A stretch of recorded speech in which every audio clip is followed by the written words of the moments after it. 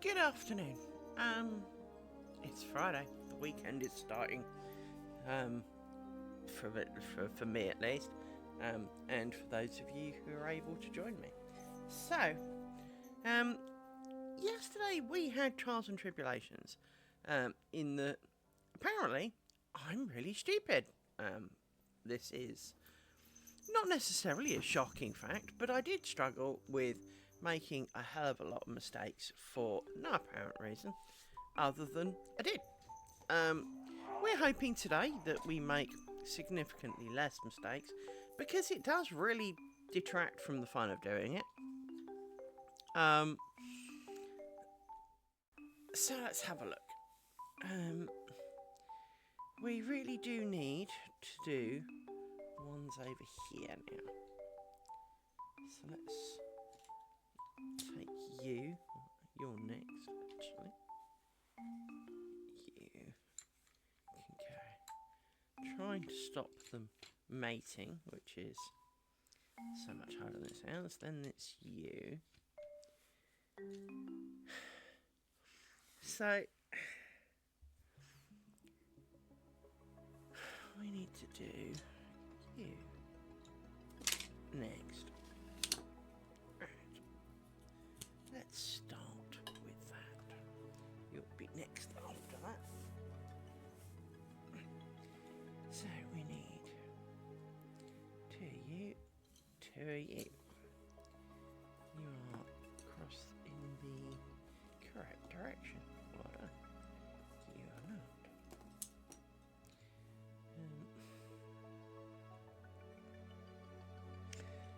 Tonight, at 6 o'clock my time, which is 4 hours from now, well, just under, Monsters and Memories, the game that I have been rooting for a while now, is doing a stress test, for which I wish to be part thereof. So I will have stopped streaming by then, because I wish to be on their stress test, because, well, I enjoy it a lot, and it's... There is a part of me that has come to the realisation that in more modern days, due to the internet, when I was a kid, you didn't get to play a game till it came out. And by then, you know, they'd had many professional testers test it, and you got what you got. You almost never patched it. So whatever the game was what the game was. Now obviously with the internet, and the fact that almost every game is online, even if it's not online, now I know that makes no sense, but games that do not require other player interactions, so are technically not multiplayer games, but somehow they're still attached to online. You still have to log in, you still have like a shop to buy things from that's online, you know, there are still online activities that you find yourself kind of, because they now let them out, they have, you know, alphas, betas, early access and all the rest of it, you can find yourself bored before you get there. Now, Monsters and Memories is not falling into that category.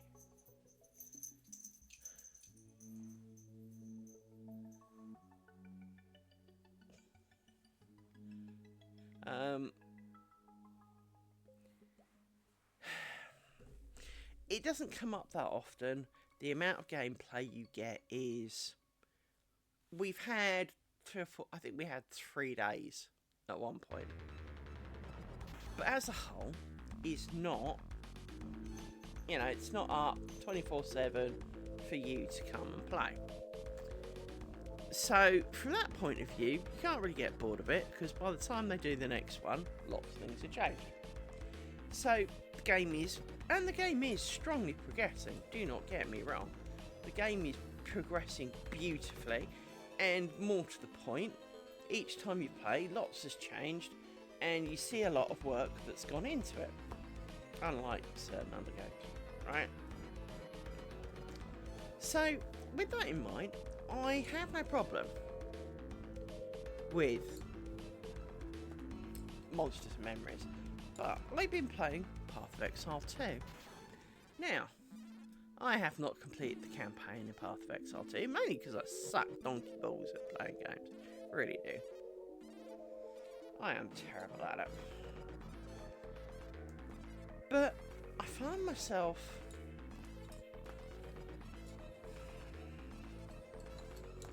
now, let me kind of segue a bit more.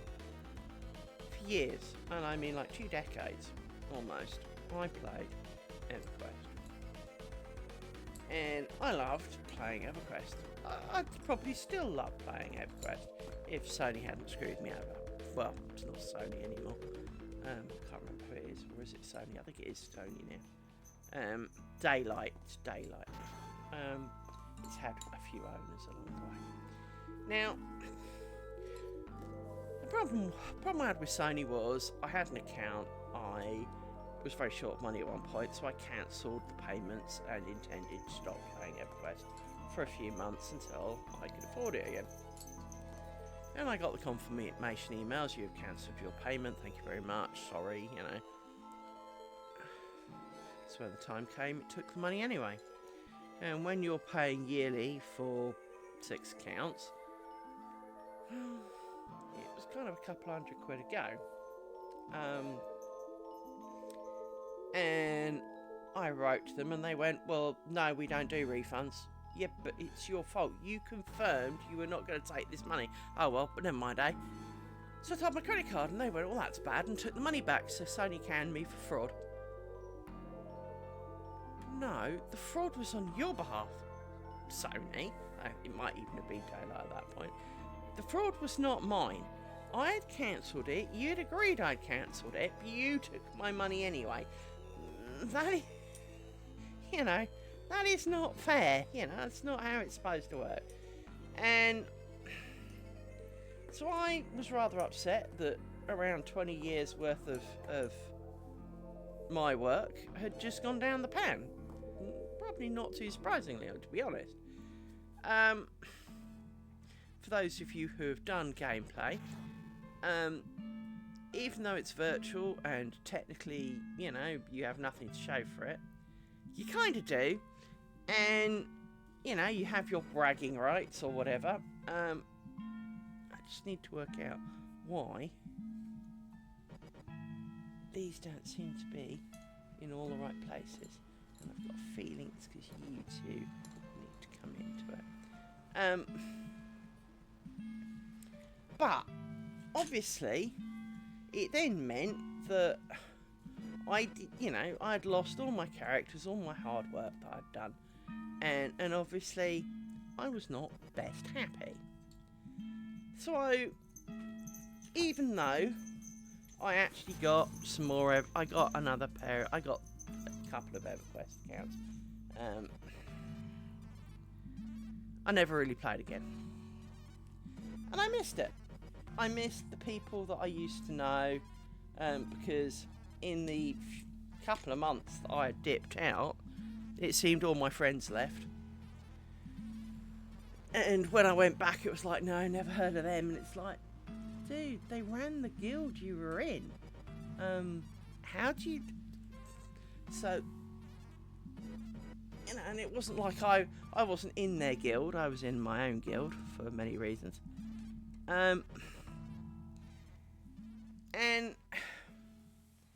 you know, I lost my friends. I lost my characters. It just seemed it was an unnecessary part of the day kind of thing, right? I'm just checking why this isn't quite right. And so I never really went back to EverQuest, but there was a void. There was a void that EverQuest had filled that no game since has ever really matched. Until I found Monsters and Memories. Monsters and Memories brought the joys and well, it's not feelings, because that's not true, but it brought back the part that was missing. Now, it's going to sound a little cheesy, so bear with it. In EverQuest, unlike World of Warcraft, for example, you wake up in the morning and you decide what your player is going to do. You decide, you pick up a character and you go, I'm going to go here and do this. So you do. I don't want to go there and do that. So you don't. It is much like your real life day in that there is no flashy ping, you should be doing these quest symbols. Levels do not rain from the sky. And as a result of levels not raining from the sky, you don't feel pressured in quite the same way to rush through them. Because, well, there are plenty of other things you can be doing. And so you go off and do some of those. And one of the things that was very true about EverQuest that is not generally true of the other games of the genre was that because you didn't bounce from quest to quest to quest, even though it was called EverQuest, because you were not perpetually on like 10 quests that says go here and pick 6 flowers, kill 9 rats, you went somewhere, and if someone else was doing that, you went, oh shit, and you went somewhere else. The choices were always yours. There were quests to do, but you were not forced to do them. You didn't have little NPCs with huge exclamation marks going, me, me, me, me, me. You had to ask them. And you had to ask them in words. You didn't just click on a dialogue would appear. You had to hail them. You then had to read the text. You then had to respond with the right phrases. And sometimes the right phrases were a little bit weird. And they weren't always, oh, I'm in so much trouble. How can I help? Or what is your trouble? It was, you had a conversation with them. And it was a lot much more like real life in the sense that you made the choices. You picked what you were going to do and you went and did it for as little or as much as you damn well felt like doing it. Now, one of the key kind of things about EverQuest was that there were specific items that dropped from certain types or a named mob. And although there was very rarely a quest to go and get one, player kind of invented quests of, I want one of these, in essence, led to, whatever being popular because everyone wanted one, etc. Circle of Shadows. But it meant that you often had competition in getting a certain object, but of course, technically, once everyone had got one, there was no reason for them to go and get more, because quite many of these objects you could only have one of. So, it's not like you could hoard 50 in your bank. And it just meant that you were in a position that, if you wanted to do something, you could. And if you didn't, you didn't. And, it's like wake up in the morning and go, what do I fancy doing today? Or what do I want to eat for dinner? You had the choice. In WoW, it never felt like you had choice. You had to kind of follow the story. And it changed the world around you. Now, it meant that the scene that you saw and the scene that other people could see were not necessarily the same. Or you were even in a different instance of a scene. And while that was a good idea, because I like the idea of, I don't know, you save a town from a big bad wolf or whatever, right?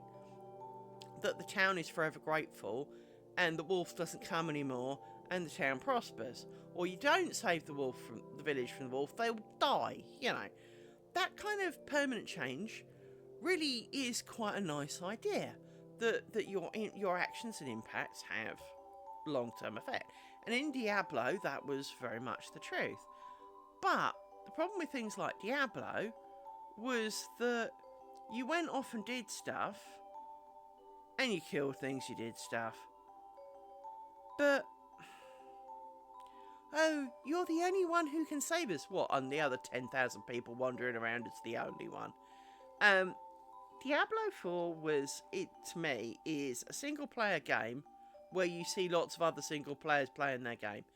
And that really spoils it. And I know that there's a guy who does streaming, and he found the same, was that, it really breaks the immersion when you're, because when you're in a dungeon, there's only you. The moment you pop out the dungeon, there's all these other ones looking for well, then I'm not the only one, am I? And it kind of detracts from the point. Now, with EverQuest, you are not the one.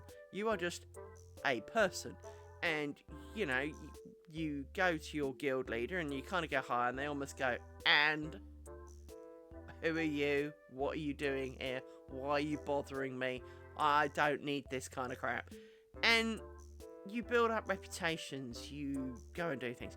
And so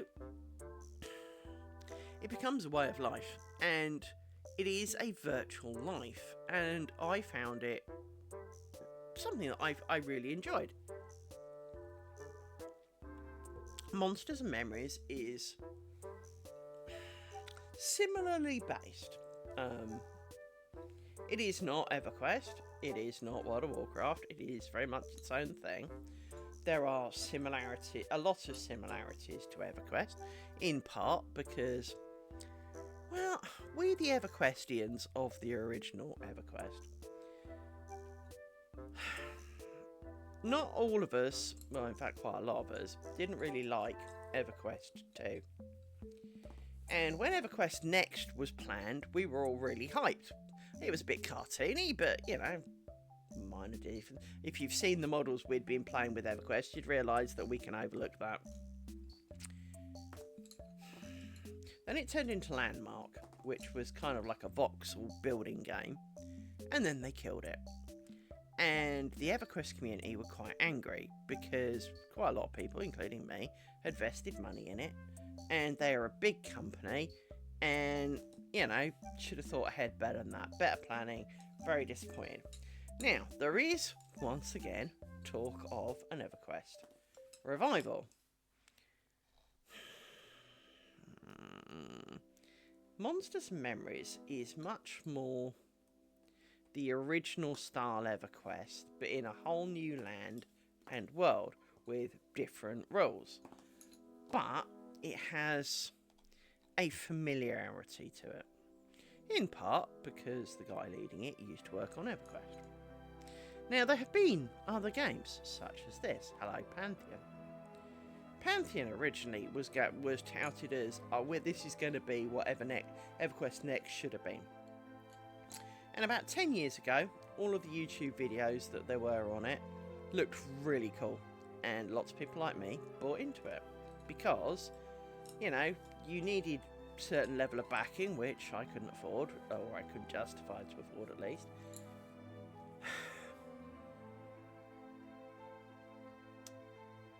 But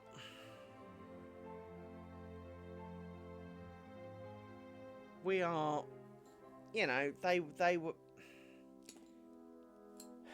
the guy who was running it had fixed ideas on how it was going to work. And it was looking really, really promising, and then it went quiet. Real quiet. Lots of people had paid a lot of money, and it went real quiet. A couple of years ago, it resurfaced, and everyone was kind of like, really? I thought you'd all given up on that. You've been all so quiet, I thought you'd died, it had died off.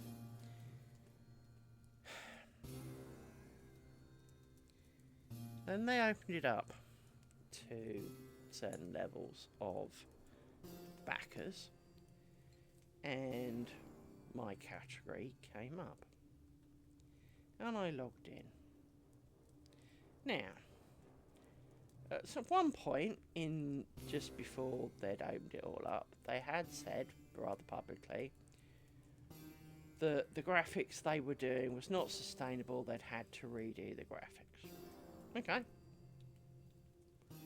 You know, seems a bit weird considering, you know, artists, you know. But fine, we'll go with it.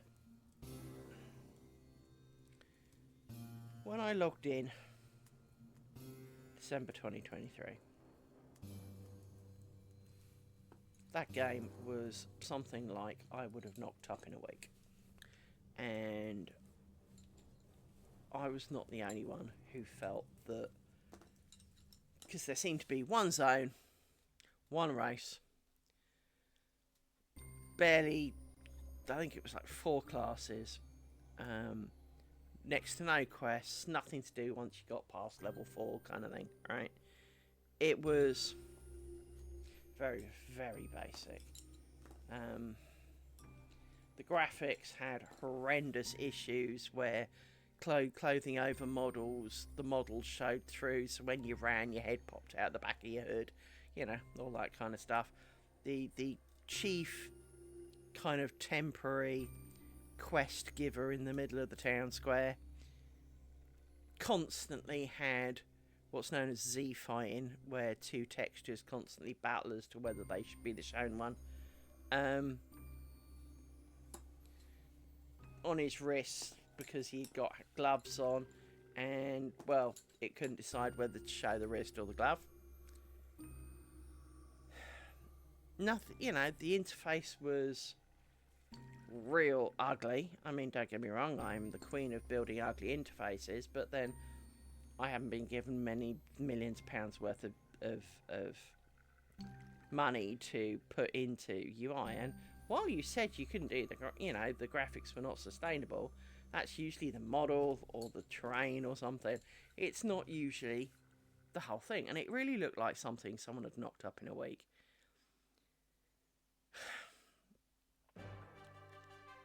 Months later, hadn't really changed. Well, here we are, like 15 months later. And you know what? A few things have changed. But not a lot. I mean, there are a couple more races now. There are a couple more. There isn't at least another zone now. Some of the buildings have been revamped. Some of the quests have changed. The recipes have changed. But the changes of recipes almost should be a 5-second job in a database. So, you know, it's not... At least building a model takes time, right? Changing the recipe from, say, 1 wolf pelt to 2 wolf pelts and a piece of string really should be a 5-minute job, if that. So, you know, a lot of it does still feel that, you know, if I'd sat down to do this and was motivated to do it, I'd like to think I would have achieved more. Now, I'm not saying they haven't achieved more and that we can't see it, but 15 months on, I mean, if anything, it's got crapper somehow. It feels crapper to me. It does not bring joy. And so, but that was an EverQuest kind of deal. There were other games that kind of cited EverQuest and D&D and other things as their kind of inspirations. But they started out promising and drifted further and further away from what felt good. The only one who has not is Monsters and Memories, but there is also a very big key thing with Monsters and Memories, which is that they don't want your money. At no point do they want your money. They do not ask for your money. They do not make you pre-order, donate to a Kickstarter, or anything. And frankly, it's a bit of a shock, because everyone else and their dog,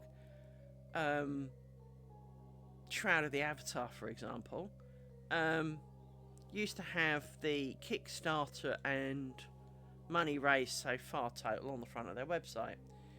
They took it down once it got past 22 million. 22 million pounds. Now, admittedly, you know, a team of highly paid people, this doesn't go very far.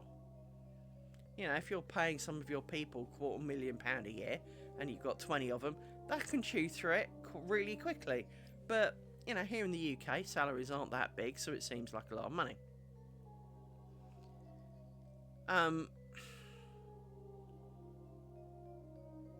But, like everything, they wanted a shitload of money, and then they were talking of subs, then they were talking, you know, and it just seemed this constant, felt like greed. Now, it's not greed, as I said, you know, if you're paying, you know, if you've got American salaries of £250,000, dollars, whatever, units, that is going to disappear, and that is not necessarily an unrealistic target for some of the better people.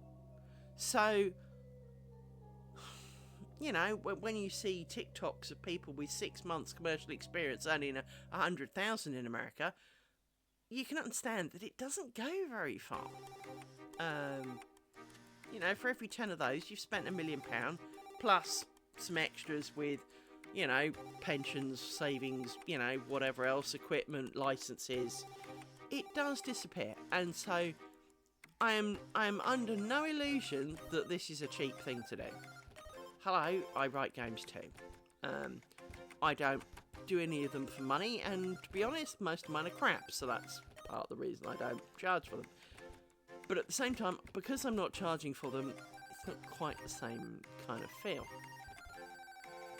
But the Monster Memory crew are a group of people who are really hard-working, and they're doing it all while holding down other jobs.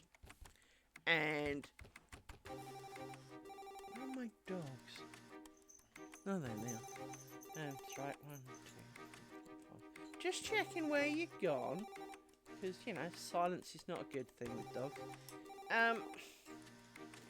So, from that perspective, you know, in the last 15 months of being aware of Monsters and Memories, I have found it a joy, because it is not about give us your money so that we can do more.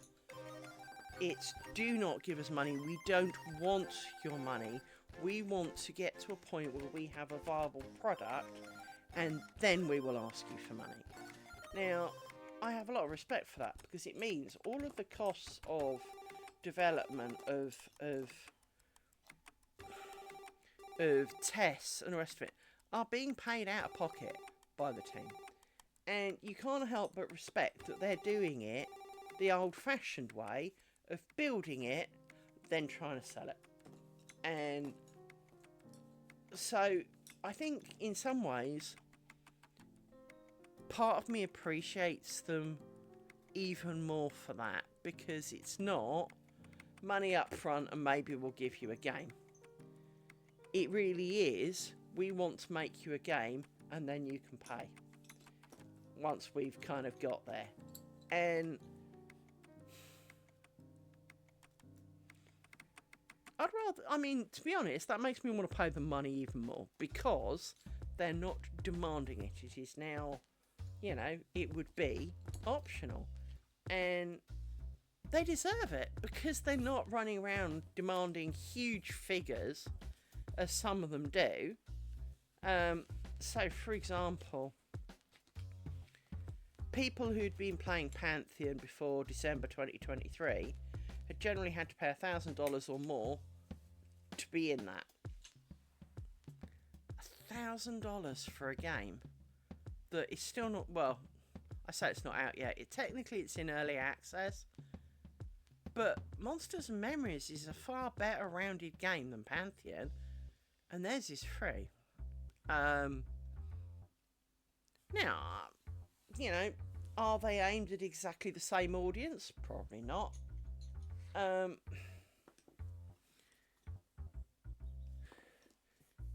But all the same, they are aimed at a similar audience, or were originally anyway. Monsters and Memories is continuing to grow in a direction that they said they were starting out to be. Nearly everything else that I've partaken in the last 10, 15 years has started out as really good potential. They've said they're going to do this and they want to do that, and you're like, yeah, I'd like that in a game. By the time they get to the other end, they've pandered to some crybaby people in the game, and well, it's not there anymore.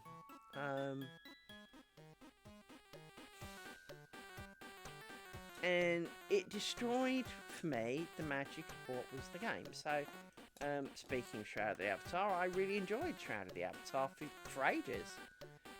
But with every patch, it seems to take one step further away from what it had kind of said it was going to be. And I haven't played for a good while now, so, you know, it may have changed.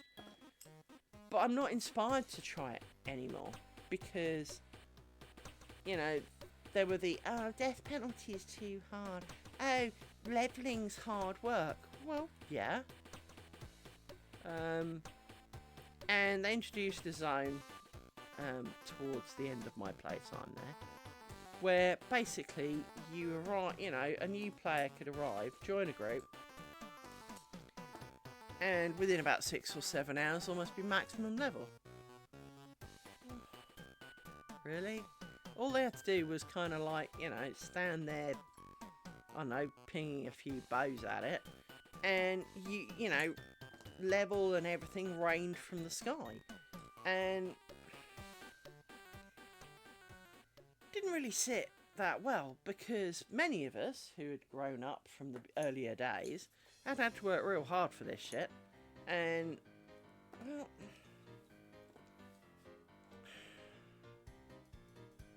so it didn't sit right. It really didn't. And as I say, each patch it got further away from something I truly enjoyed. Now, it's not that I hate it.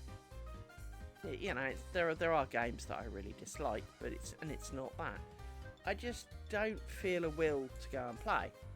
Whereas Monsters and Memories opens up at 6 o'clock tonight, and I really want to be in it. I almost don't care what they need of me. I am very willing to do that. So if all they need us to do is to log in and stand around, I will do that. If they want us to log in and die, I will do that. You know, it is because I know it helps. Because I see a difference, and you know, you can they do quite a few of them stream what they do, so mainly artists to be fair, but they stream themselves working, so you will see a model being designed or an animation being formed, or and it is glorious to watch because well, you feel part of it. You watch it grow, you watch it develop, you watch, you know, someone making, you know, decisions of things, and you know, it's not a brag thing, but I remember someone was doing an animation and it didn't look right, and I was explaining, but you can't move on the foot that, you know, the foot that you're standing on can't move, needs to be more firmly planted, and the other foot would move. And they changed the animation. To me, it looks so much better. And they, you know, and that is the one that was currently in the game last time I played. And I got to contribute towards that by, you know, we've watched, you know, guys placing props in scenes. We've watched them testing things, and sometimes you can see something, or you know, you do a load of bug reports, and you know that because you bug reported that, it got fixed. When next time you play, it's not there anymore, and you definitely feel part of it. But you're part of it in a good way, and not just because your bank account opened up and paid the money for it. And And I think that is also part of the difference, is when you've paid Pantheon 750 quid and all you've got is what looks like an intern project from a week ago, you feel bitter because you paid a load of money, because at the time you paid it, they seemed to have a working game that looked really fun, which they've since twice thrown in the bin, and now they've started again and got something that looks like a bunch of interns are doing. Well, that's poor use of my money. That doesn't bode well for the future. Whereas these guys are doing it for nothing, and that really is quite a radical move in this day and age, because everyone else is clawing for your money from day one. Hey, we've had an idea, pay us a crap load of money, and maybe we'll make the game at the end of it. And I've seen many companies doing it. They fire up Kickstarters or whatever, and they raise the money. There was one thing, it was a guy who was going to explain how to make PWA apps for your mobile, right? And it's not something I'd looked into, so I hadn't really given it a lot of thought, to be honest. And he put up a Kickstarter, and it was popular as hell. He raised the total amount he wanted, which was quite a lot. He raised within about a week. And then he cancelled it, because he changed his mind. But he'd raised the money. The Kickstarter had ended. He ended the Kickstarter, had the money, and called it off.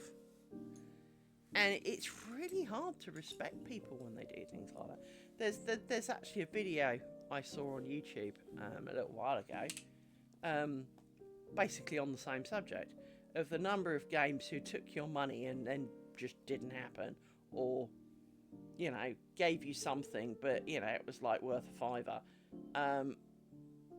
despite all the money they'd had, and the amount of money some of them had was hundreds of millions, and the game they produced was giant. There was quite famously one, I think it was last year, where the game came out. It had been quite hyped because, you know, lots of people put lots of money into it. The game came out, and it was just a bunch of it was what's known as an asset flip, in that all the assets on it were bought from a store, which is the level that my games are, because I can't really draw anything. But at the same time, you know, they'd had $100 million in Kickstarter kind of funds, and charged you $40, $50 per copy of the game on top, and all they gave you was not a lot.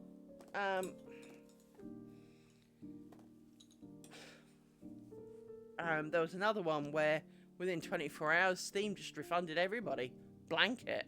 It was so shit. You know, money does not necessarily make a good game, and wrong decisions can be made by us all. Hello, says the girl making a net curtain, right? But we can all make daft decisions. But much like the Monsters and Memories people, I have chosen my epic quest of making a net curtain, and the cost of it, and all the rest of it. But only I'm affected by the cost. Only I'm affected by my loss of time. Only I'm affected by it. And so, from that point of view, if when I finish it, it's the ugliest thing in the history of the world, which is, you know, possible. Well, the only person's time I've truly wasted is my own. And as I said, I can really respect people for that, just because it is not common these days. You know, when you hear of the energy companies all having made like £350 million in profit, and yet they've got to put the prices up because, you know, woe is them. Well, hang on. If you just made 350 million in profit, it really doesn't feel right that you're going to put the prices up when you've already made that level of profit. And BT many years ago, I'm talking like 25, 30 years ago, got done for almost exactly the same thing. Was at one point, I think the quote was, BT were making $1 million a minute. And BT got told to stop it by the regulators on the grounds that if you can make $1 million a minute, you do not need to put your prices up, you need to bring them down. You are making too much profit. Now, while in a lot of ways there is no such concept as too much profit, for, I know, it costs me a lot of time that I obviously have free to make a square. We know it takes me around about a month of my spare time. The actual cost of the cotton, well, this is square 6, and we're still on the original cotton chunk. So, let's say you get 6 squares out of a ball of yarn. So it's going to cost me about £27 to make my net curtain. Now, that's quite a lot for a net curtain, but it's not if you actually go and buy one. So, to an extent, yeah, okay, whatevs, right? Bear in mind, I haven't, once I've got all my squares, I've got to join them yet, and shenanigans. Anyway.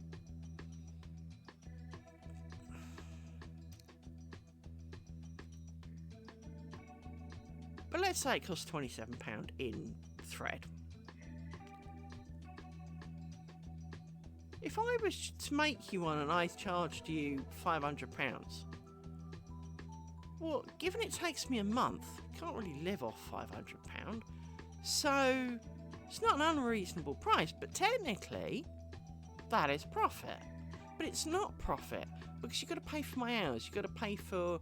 I've got to eat and have lighting and heating, and... So is it truly profit? Now, obviously, from a business point of view, they have their net profit and their gross profit.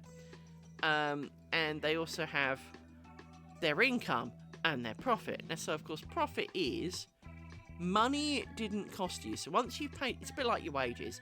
If you've got £1,000 in wages and you pay £800 in bills, you have £200 left. Then that £200 is your profit for the month. Now, you then may go and buy, takeouts every week, like I do, so that's kind of 20 quid. So that can be 100 quid a month. Well, now you're down to 100 quid. And then maybe, you go out a lot in your car, taking dogs up stupid hills and doing things. And maybe you put a couple of tanks of fuel in, and you've now spent your other 100 quid. So now you have no profit. But you arguably spent the last 200 on things that were non-essential. So it still counts as profit, but you don't have the money. And companies do that too. They buy things and then don't use them. They pay for things that are uneconomical, overpriced, whatever. So it is not a simple calculation, but a company who announces billions in profit generally has, effectively, had that money in the bank without bills to pay on it. Now, I'm not saying they still have that in the bank, because, well, chances are they don't. And they have to do their research and development for future improvements out of that money. And I'm not entirely clear from a business perspective whether that comes out of the profit or that is taken out before the profits are counted.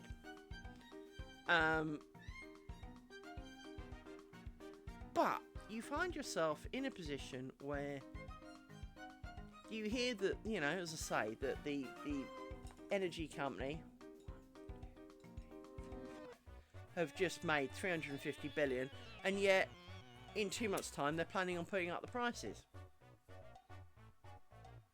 But the cost of making the energy seems to be going down. Well, that doesn't feel entirely fair. And we have regulatory boards for some of this stuff here in the UK, and they are supposed to have a cap on it. But of course, what actually happens? Well, let's say Ofcom put a cap on your electricity of 25p a unit. Also, of course, all the energy companies put their prices at 25p a unit. because that's the maximum they're allowed. So if everyone's got it, no one's going to go to someone else because it's cheaper, because, well, it's not cheaper anywhere else. So we'll just make it all 25p.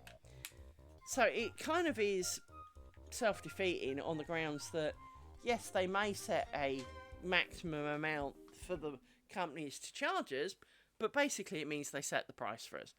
And if as I say, if someone's making 350 billion at the capped price, then the capped price was too high, surely, It's been quite a few calls for companies for the Ofcom are not doing the best by us all for that.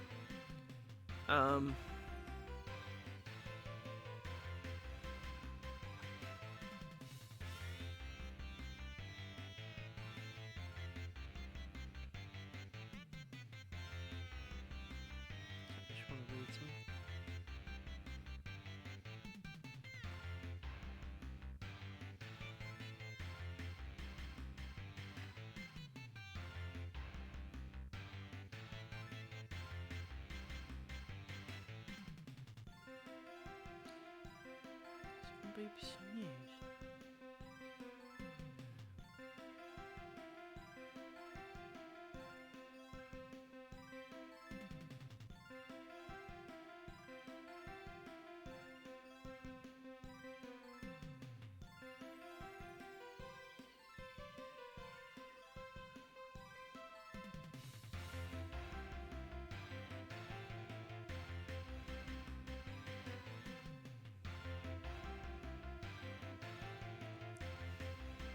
One of the things I am struggling with is, more recently, is that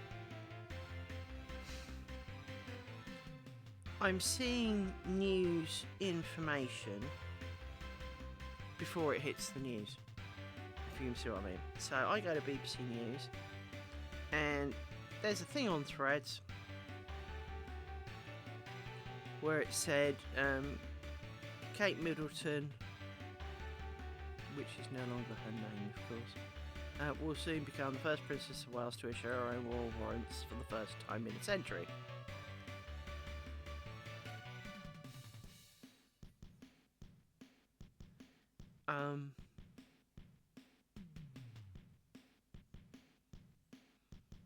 But when you go to BBC News, there isn't a single word about it. Now, the Gene Hackney passing yesterday was on social media about an hour before it was on BBC News. But as the potential future Queen of England, you really would think the BBC News would kind of, pump it up a bit.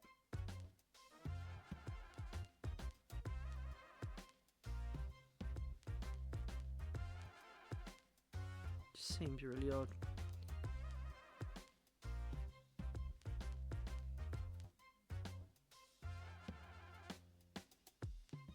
When the fact that some footballing moron is giving up his position is more important than, the future Queen, you kind of have to wonder.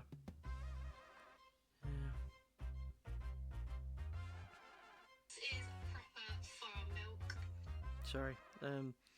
There was a video and I clicked on the comment because someone had commented on it. There was a girl. There's a guy called DB Nation, and he's a Gen Xer, so he's about my age, and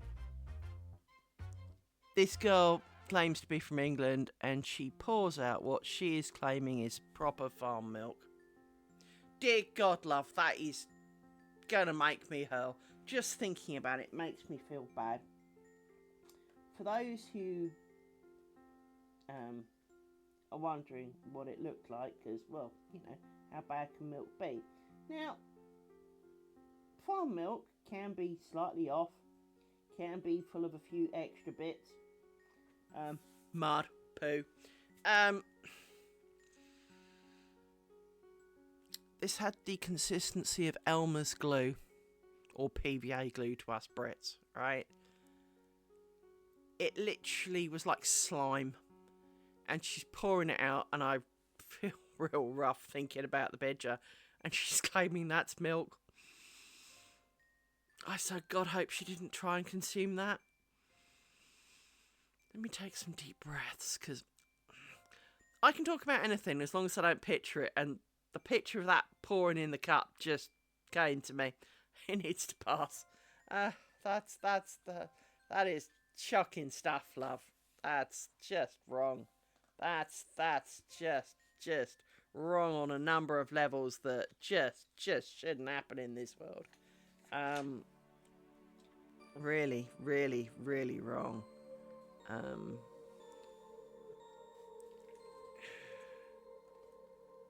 What are you? You're from there. Okay. So you can go around there. Right. Now, I need you at the bottom and you on top. Like that. So yes, but Kate Middleton's going to issue warrants. That should be interesting. Good on her. She's legally allowed to do so. Well, why not? Maybe a few exercised rights would be a good thing. Only time will tell.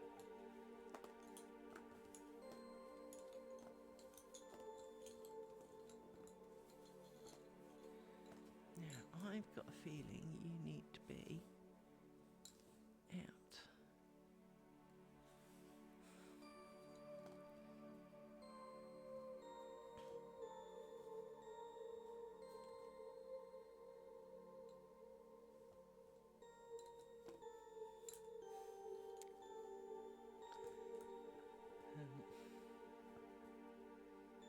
But I was hoping to read proper information on BBC News, and well, nothing there.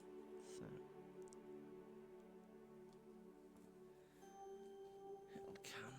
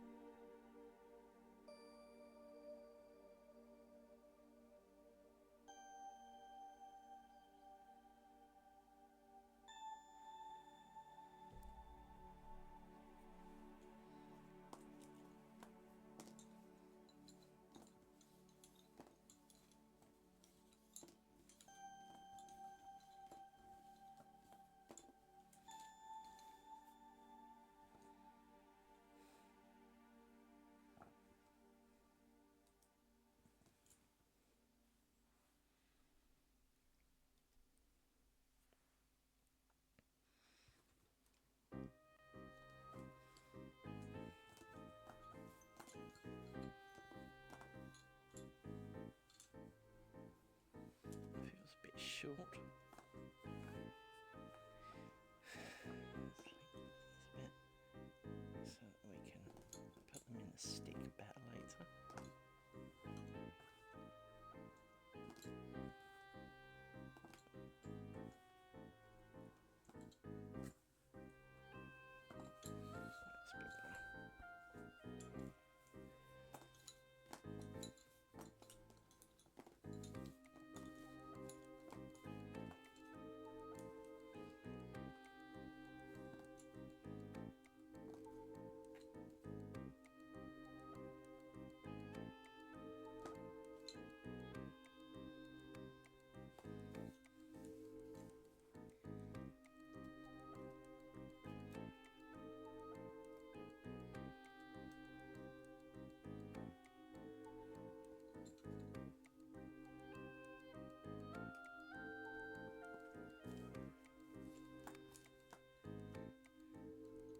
Idiot.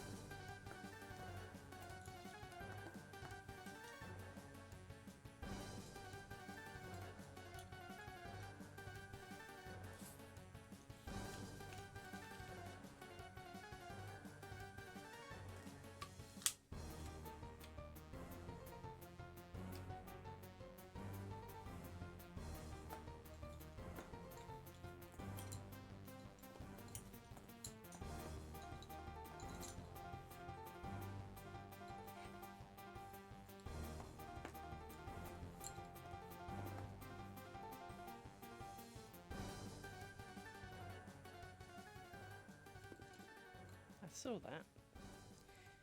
I saw that muchly. Bad bobbin.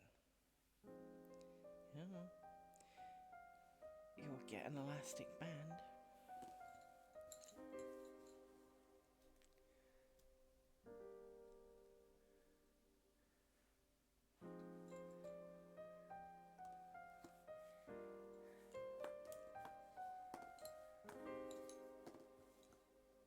I didn't add one, did I?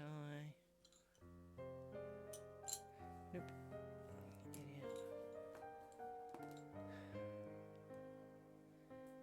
I did. Yeah, I did. I'm not an idiot. Just didn't look like it. Okay. So, done.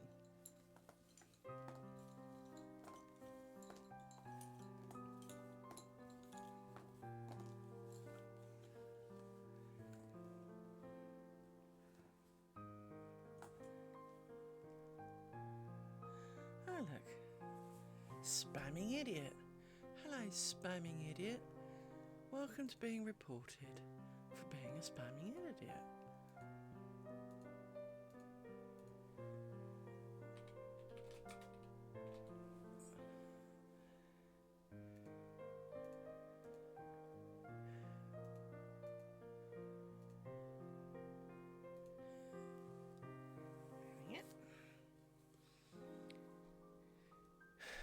Spamming idiot removed.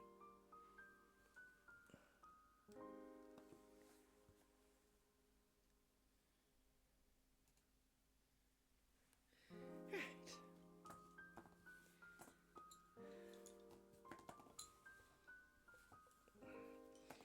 Because we do not need weird advertisers selling their spamming. I generally get one a string.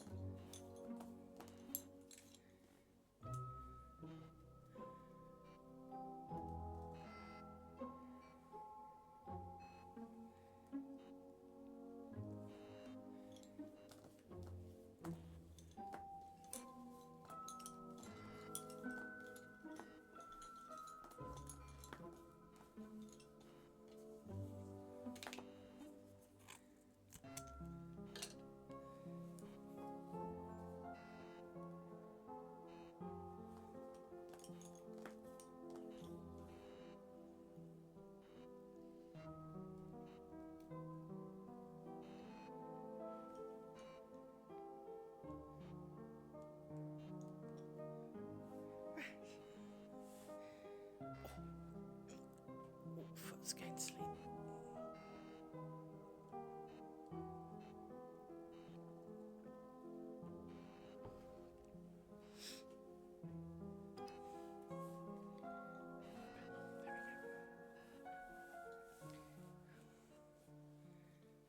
So 1, 2, 3, 4, 5, 6.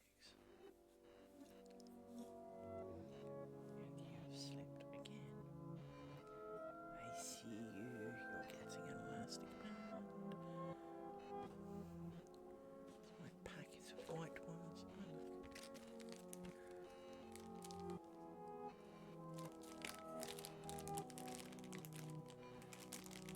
Can't behave,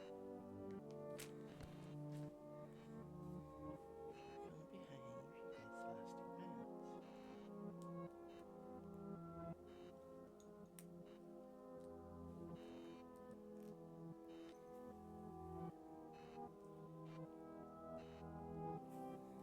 bands. Stick.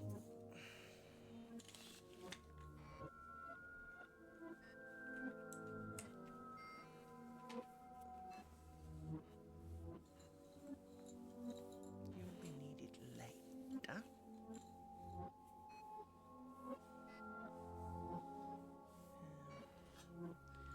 But we will stick you for now, I think. Just looks pinky on top then. You are the next in line. And so are you. So we need 4 of you. One of you is running away.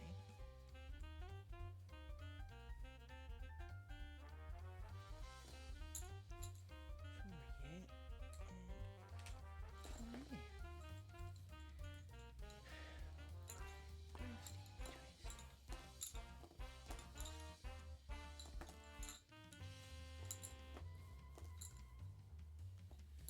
And Twitch have banned us.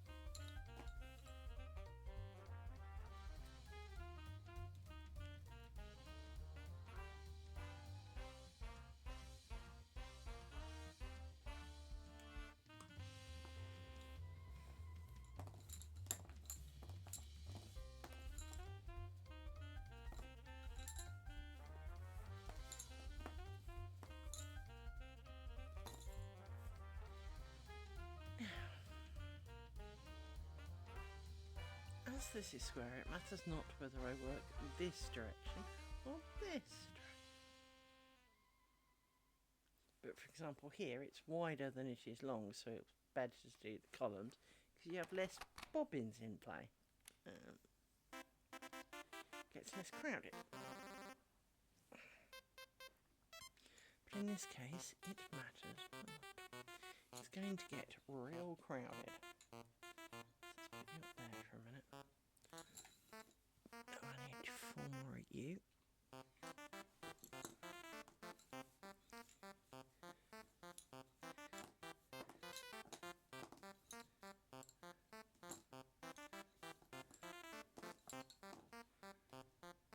I should be picking them out of here.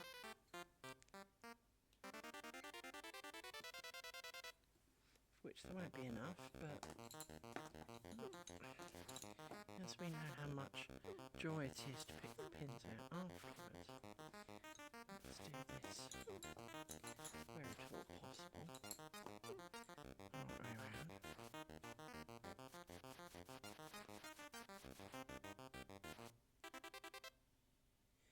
we were going to leave these.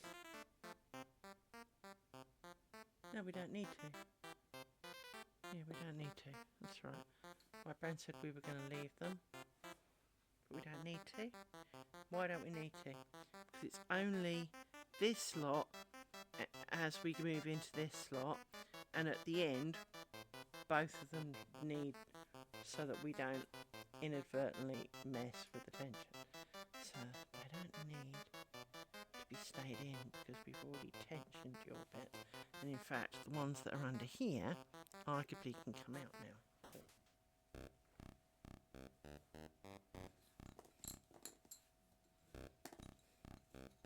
They're under there, so, you know.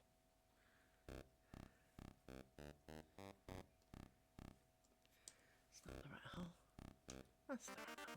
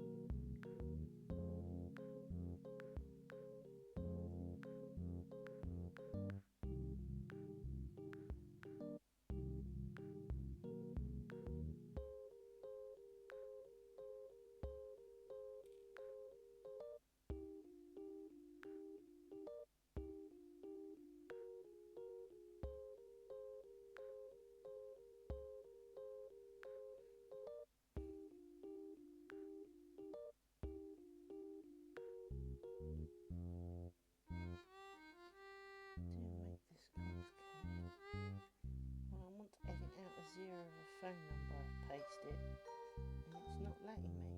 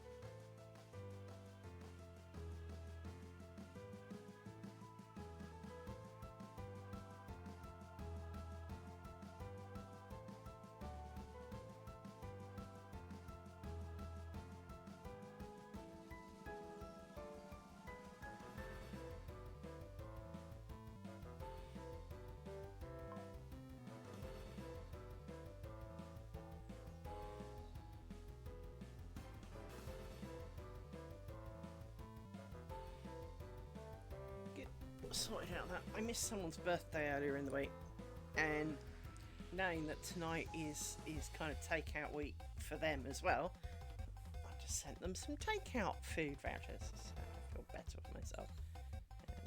Because while it's late, and I'm sorry, I have sent them something.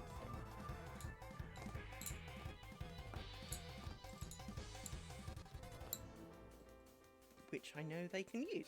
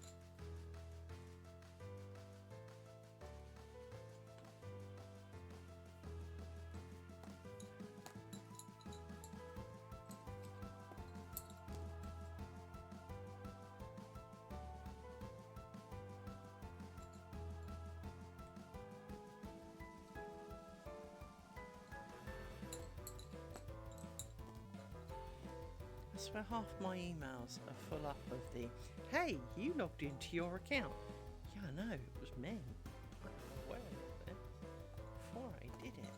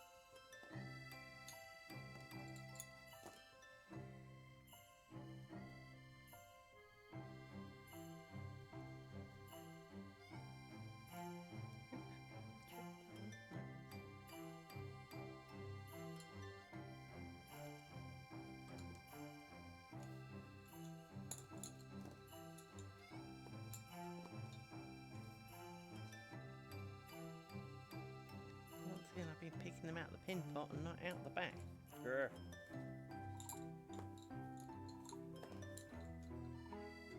Habits.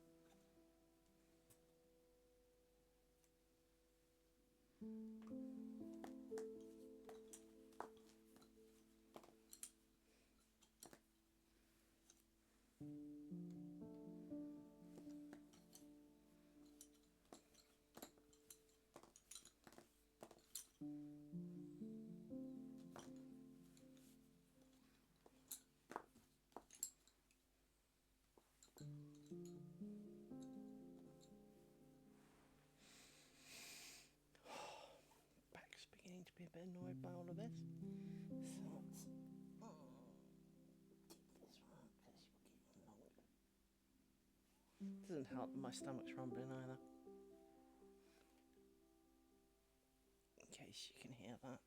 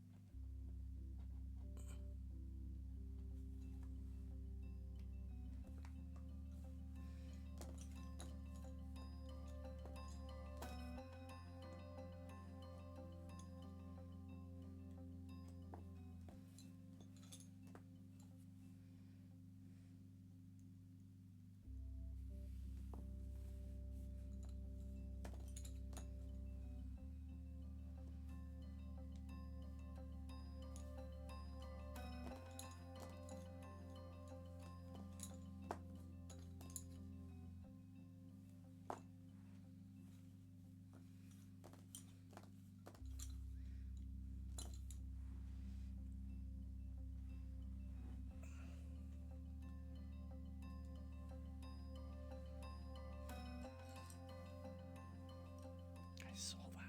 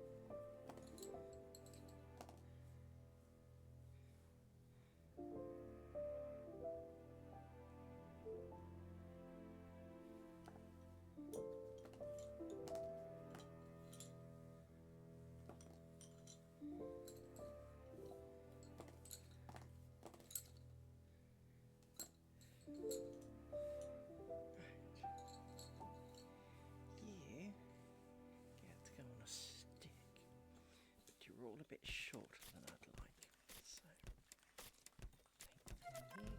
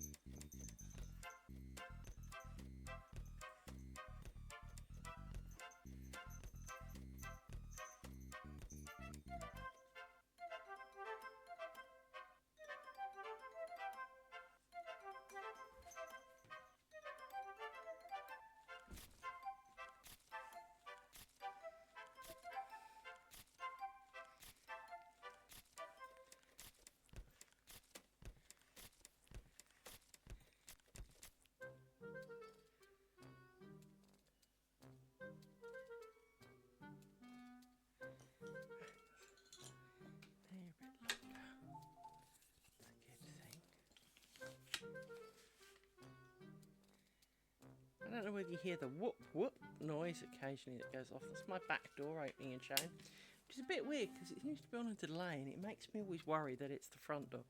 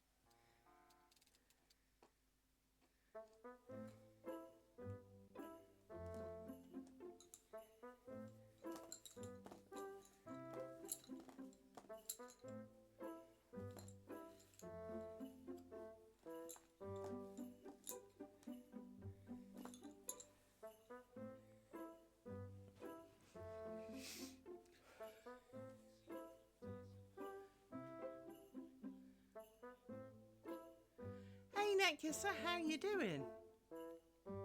Good to see you, as always.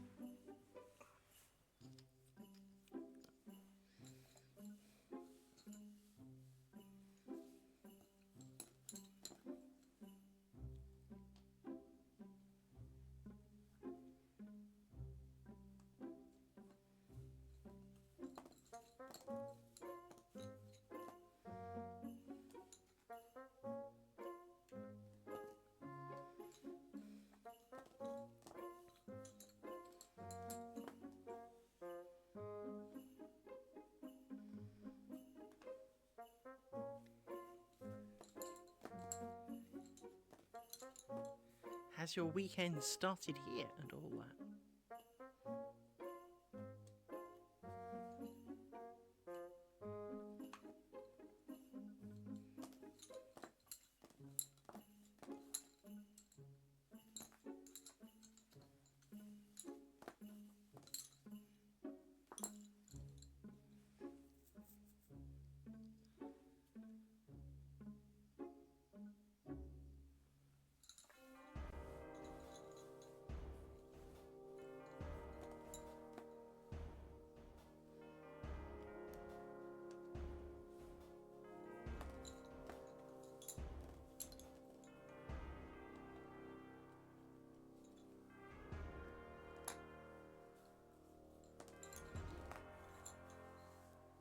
And should I be panicking that you can't hear me?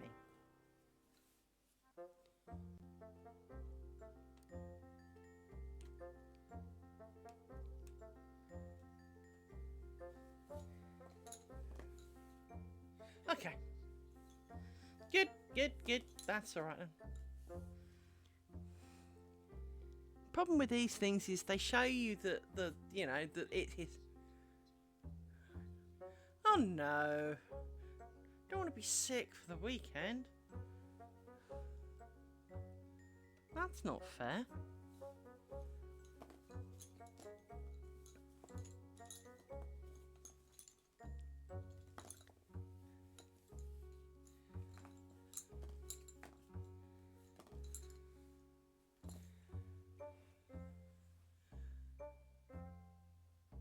Definitely don't want to be sick for the weekend.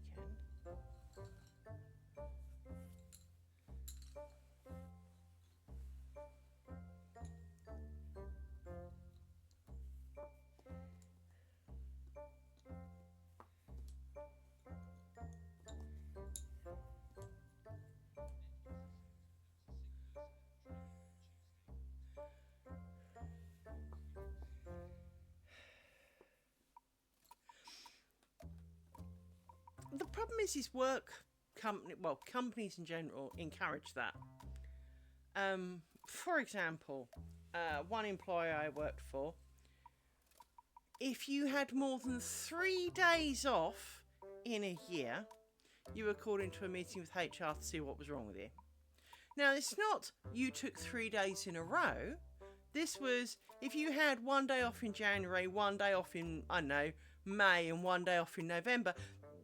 And then for whatever reason, I don't know. But I mean, most companies encourage you to go to work sick because if by having 3 whole days off, they're going to drag you into a meeting and demand to know, how dare you have a migraine, eat a dodgy kebab and spend the whole night ralphing on the toilet. We need to know what's wrong with you. Well, people are going to go to work sick, aren't they? And it just kind of encourages the spreading of the germs. And, well, then everyone brings their germs to work, spreads them all around, mutates them about a bit, and it turns into a petri dish. And that's not a good working environment. I'm sorry, it's not good for us all. And so, I certainly hear there are some companies are better about it than others, to be honest. But having worked for one where 3 bouts of sickness, even if they were,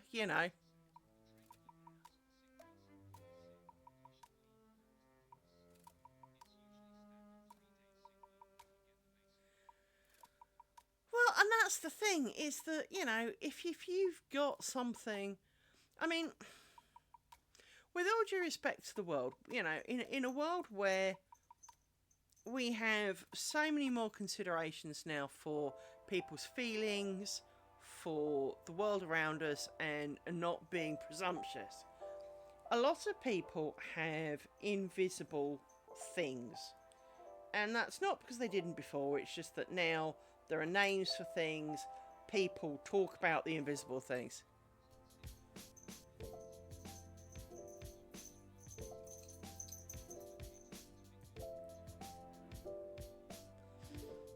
Ouch. Having bust a few fingers in my time. Ouch. But, in a day where, for example, you or I could have low immunity, we wouldn't necessarily broadcast it around the office. You don't wear a t-shirt with "keep your damn germs to yourself or you could kill me," because, well, you just don't. And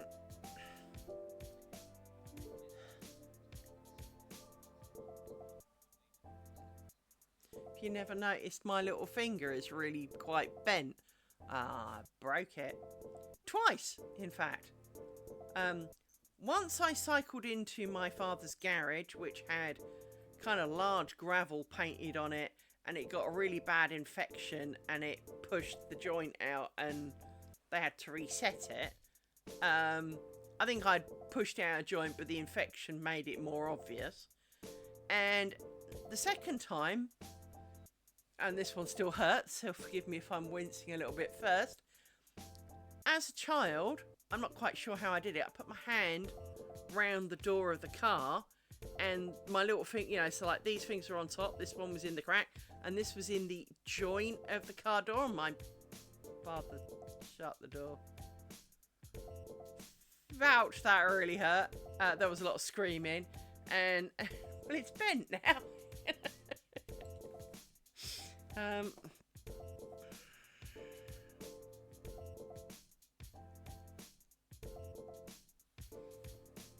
So yeah.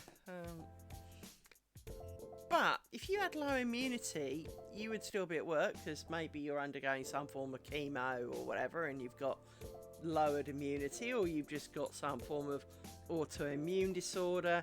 And again, you're not necessarily going to walk around with it on your t-shirt going, please do not donate me your germs, I do not want them. So someone bringing in considerable germs, transmittable germs, fingers do look a little bit rum when they're dislocated, it has to be said. Mind you, dislocated anything can look a bit funny. I remember going to gymnastics one day, and a girl did what everyone's told do not do. You are told countless times, if you go near trampolines, do not jump off the trampoline onto solid floor. Now, a lot of the time you kind of go, yeah, bollocks, right? And many of us do it. This one found out why the warning was there. She bounced off the trampoline, which was a floor level trampoline, so in effect it's a raised trampoline, right? Or a lowered trampoline on a raised floor. She missed one foot, and it went down between the springs, and the other one landed on the floor. And she was not the lightest person in the world, and nor am I, so, you know. But it did not aid her in this situation, as her full body weight plummeted downwards with the violence that the trampoline can give you, because it's from a much elevated height. And she ended up with 1 foot on the hard floor and 1 foot through the gap, rapidly plummeting down. So the knee that was on the floor went, nope, and popped. There was screaming and wailing and gnashing of teeth. Not too surprisingly, frankly. Ambulances and the like, you know, because she had proper damaged her knee. We didn't see her for a few weeks, so I don't know whether she needed surgery on it or not. But... and everyone was kind of going, ouch. And it was like, hey, we're going to do some trampoline work. Can we not? We saw what happened on that trampoline earlier. It's got the taste of blood now. You know. Yeah. Her knee was rather interesting. To be honest, broken bones are just as bad to look at. So, someone once said to me, breaking a bone is actually better for you than sprains and dislocations, because the bone will heal.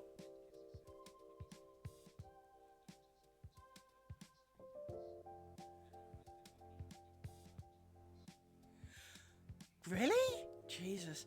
Here in the UK, you're entitled for 5 working days before you need a sick note. So you can have a week off with minor death and go back to work, and the company cannot really demand a sick note unless you're making a habit of it.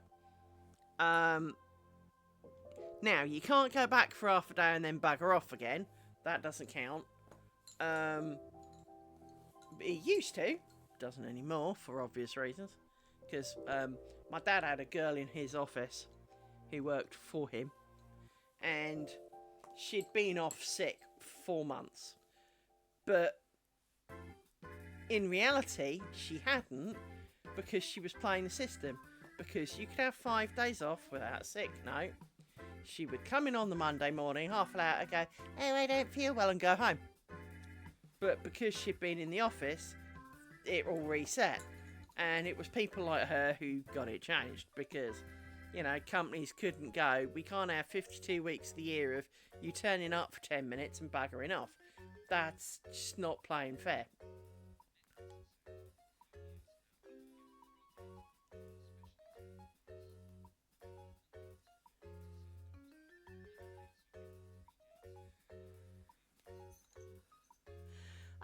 And you see, this is, so to an extent, I don't disagree with that.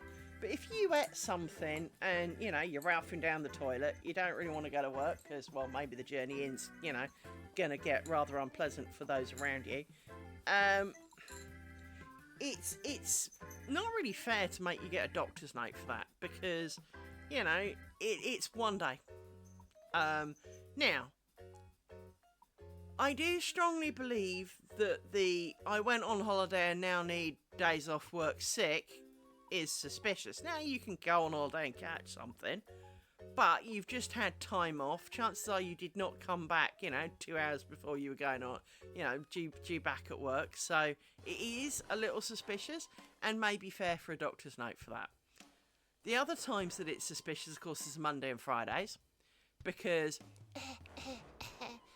I don't feel very well, gets you in at a 3-day weekend, right? You know, it's really not the done thing. So, but at the same time, if you end up with a Tuesday or a Wednesday because you've eaten something dodgy, or, you know, you just woke up with minor death, doctor's note for every day feels a bit much. And as I say, here in the UK, we're entitled to 5 days free, and then you need a sick note. And obviously, you need a sick note for the 6th day. So if you have, you know, if on Monday I phone in and go, not very well, right?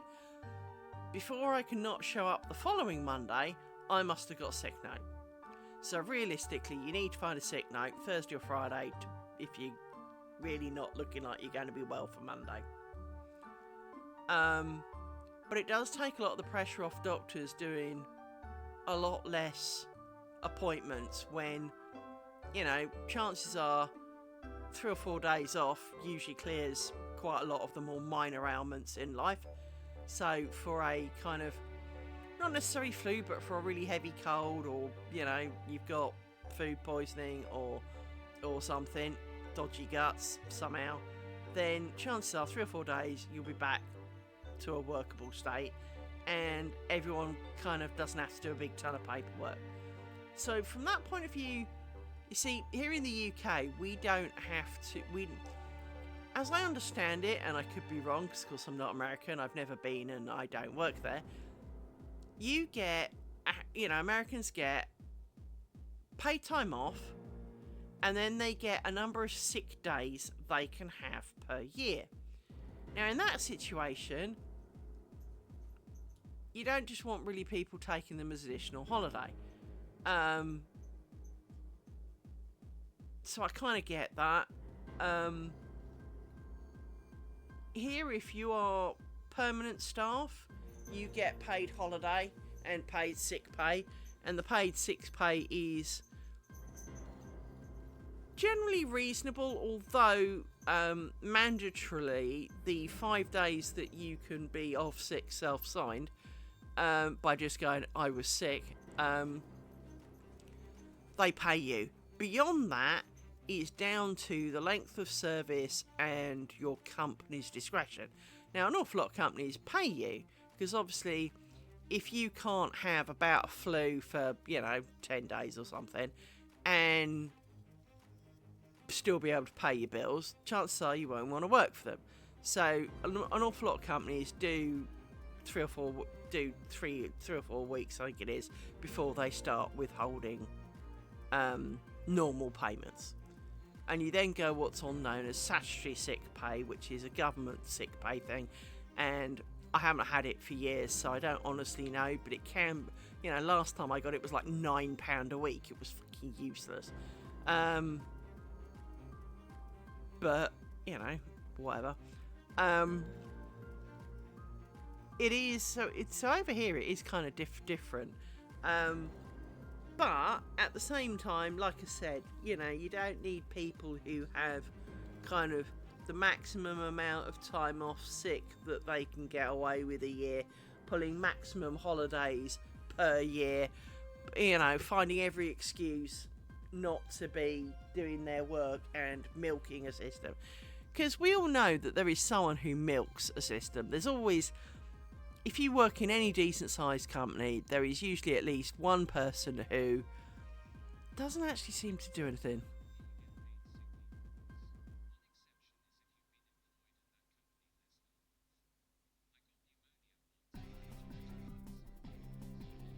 That sucks. So, for example, if you were to be classified long-term sick, I'm talking 6 months, year, 5 years, what would happen then? Would they keep paying you?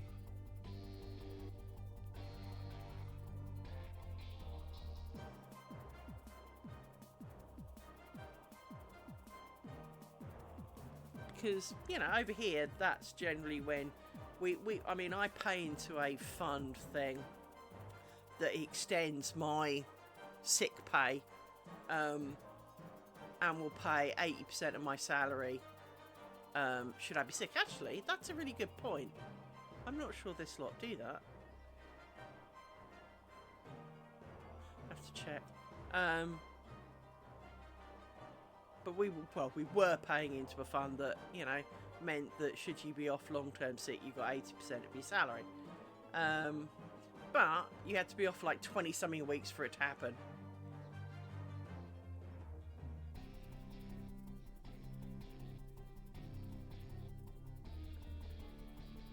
Fair enough. Yeah, ours, as I said, we have statutory sick pay, which is bugger all of nothing. She says, looking it up actually. How much is statutory sick pay these days?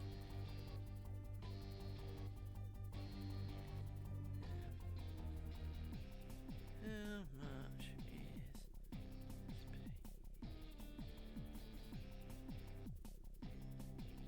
is okay, here in the UK, you can get, so note it can be less than this, £116.75 a week statutory sick pay if you're too ill to work. It's paid by your employer for up to 22 weeks. Sorry, 28 weeks. So you can have, you know,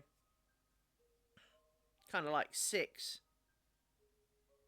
7 months of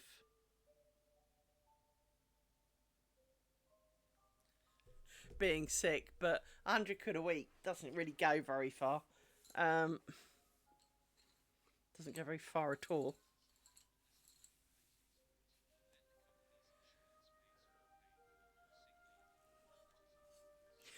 That's fair, and to be honest, while I have no experience of that in the UK, but I would imagine if you had a true workplace injury, there would be the wish to make sure that you didn't go to the press with it, if nothing else. You know, to make sure that you were happy and that you weren't going to try. I mean, here in the UK, we don't tend to sue people for everything. However,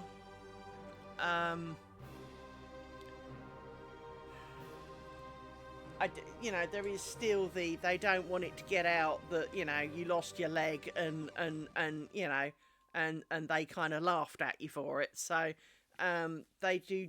I would imagine that most companies. You got the power! Hurrah!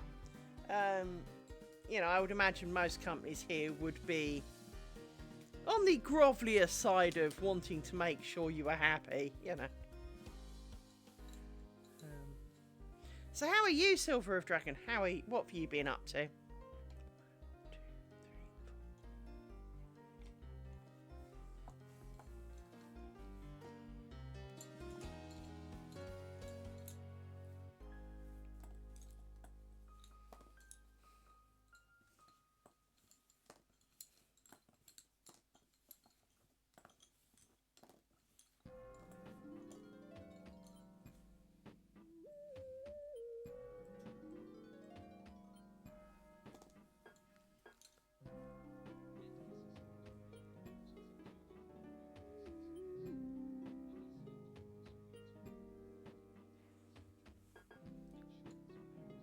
that's good.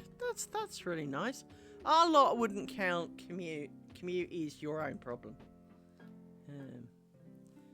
A really good employer might, but certainly here in the UK, yeah, that's a you problem. Wow.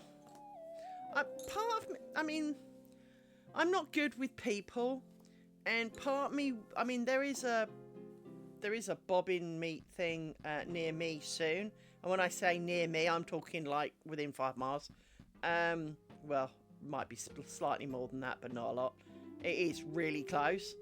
But the last time I went to meet people locally in a crafting environment, the woman running it was such a narcissistic cow. I can't bring myself to go, really.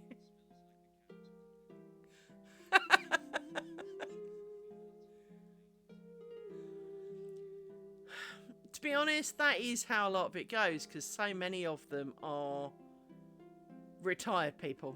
And a lot of the meets near me, so for example, I went to a weaving spinning one.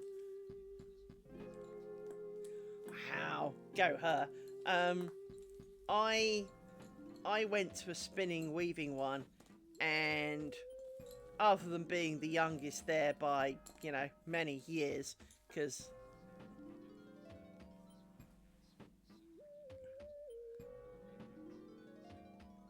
does she need her anal glands doing, neck kisser?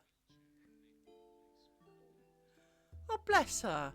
To be honest, I was thinking about, not for that reason, but I was calculating how many stitches go into things.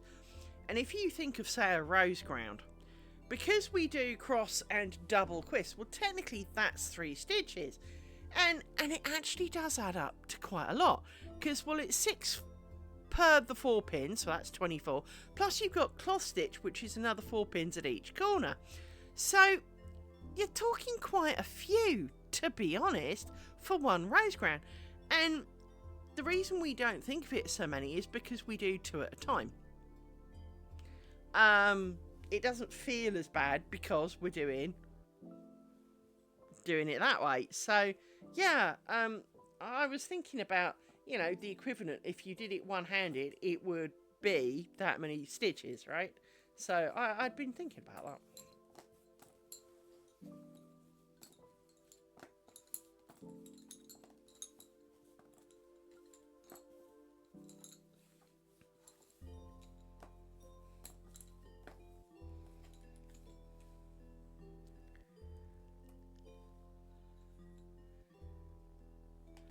But yeah, there's a nice meet-up near me, and as I said, I've only ever had really bad experiences at craft meetups around here, and it doesn't overly inspire me to go.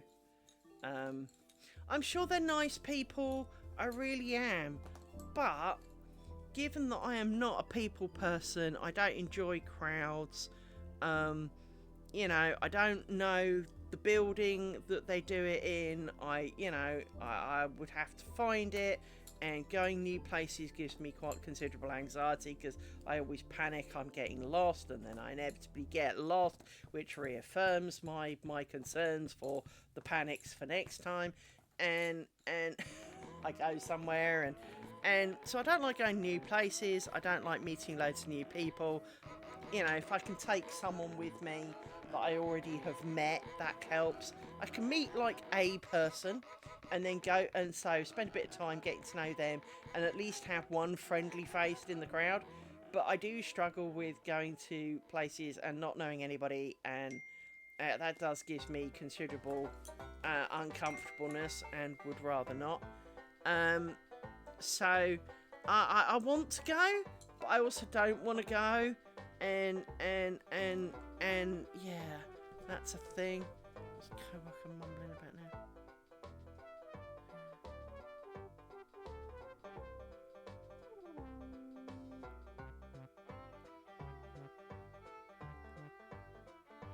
He's playing around with a guy pretending to be Kiefer Sutherland. Okay.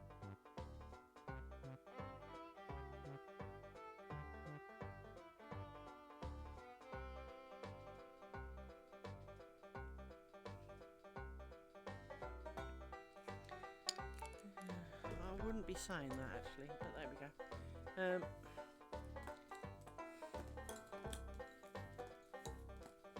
So yes, so I envy you going to a meetup and meeting lots of interesting people and seeing lots of pretty things and potentially learning things and all of that. And I kind of want to go because, as I say, I think it's actually... Is it this weekend? I think it could even be this weekend. I'd have to check. That they're doing one up the road from me. But, and as I say, it really is quite close. It proper is. But, at the same time, I just don't feel confident in going. Which is kind of sad, really.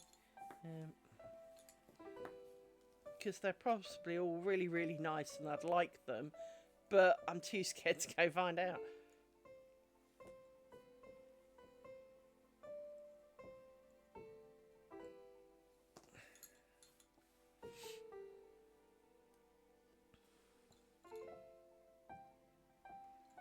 Shouldn't really be nicking these yet.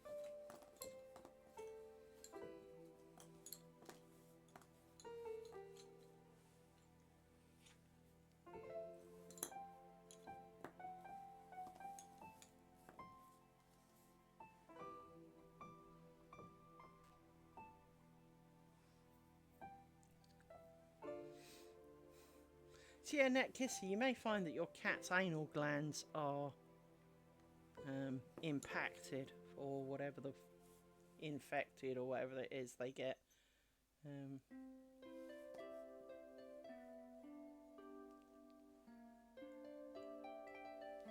Is one male, the rest female by any chance?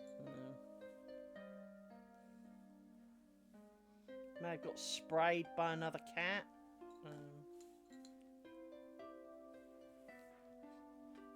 Got a small infection in the ear. Had a fight, got a small infection somewhere. It's amazing what can make them smell funny.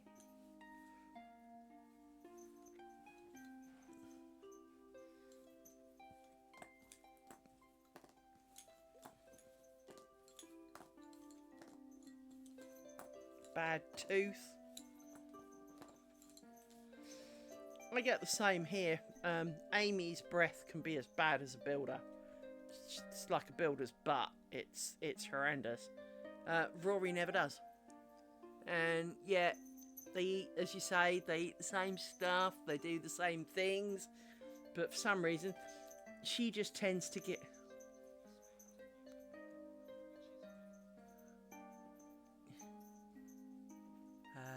neutered. Spayed is the internals, neutered is more external. Realistically, neutering is neutering. Spay only works for females, neuters counts for everybody. I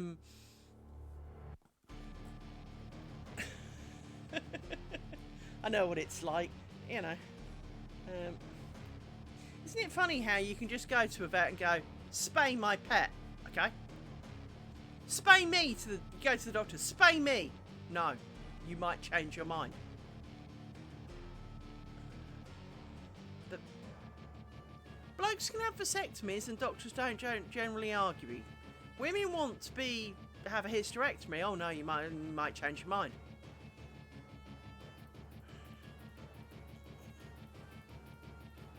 Now I do appreciate it's an elective surgery and you know, can be somewhat a toll on the body. I'm not going to pretend that it's a fun thing to do, but women can have their reasons to want to, you know. I was one of them. why I took pills for years to avoid it all. Which worked exceptionally well. And when I couldn't be bothered to go and get a refill for my pills earlier this year, because you get like a year's worth of time, I was a little bit suspicious because obviously of my age and everything, but I was a bit suspicious of how well it would go, but because I've had menopausal symptoms for years, so you know that doesn't mean a lot. And well, the good news for me is it's too late now, so I don't need to do the pills no more. That's all over with. Hurrah!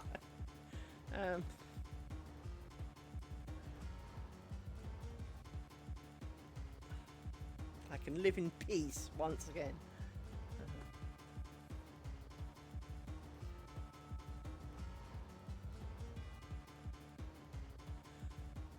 It does help, yeah.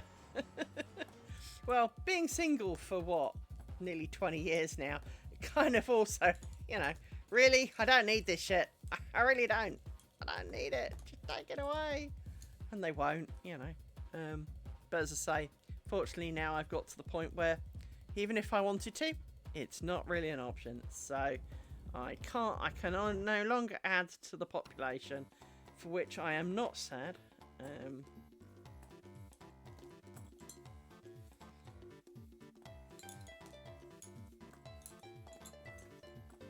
I see some of the little shits that are out there today, and I'm glad they're not mine.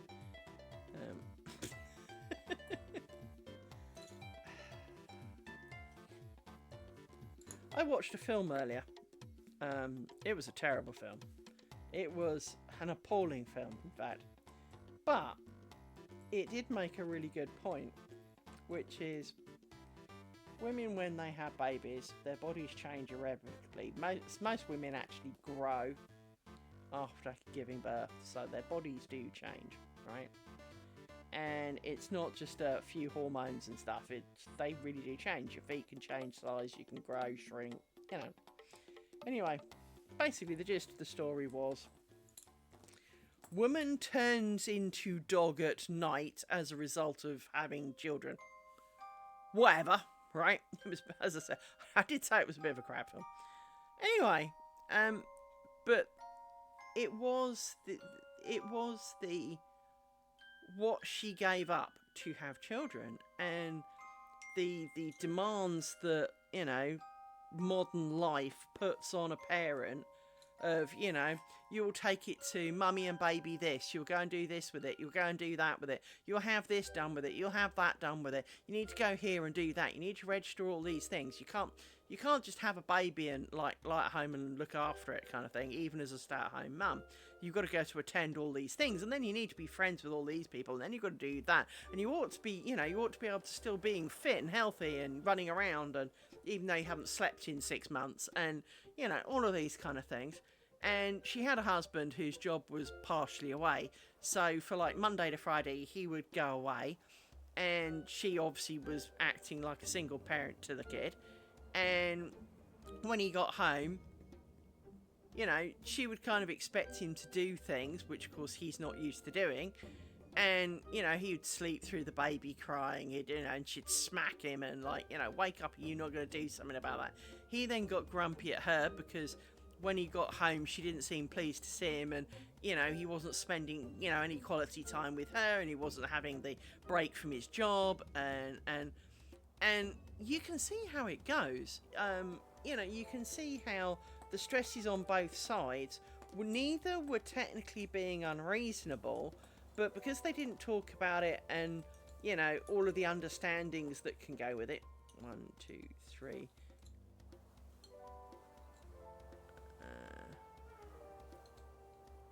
This is not adding up. 1, 2, 3.5. Yes, it does.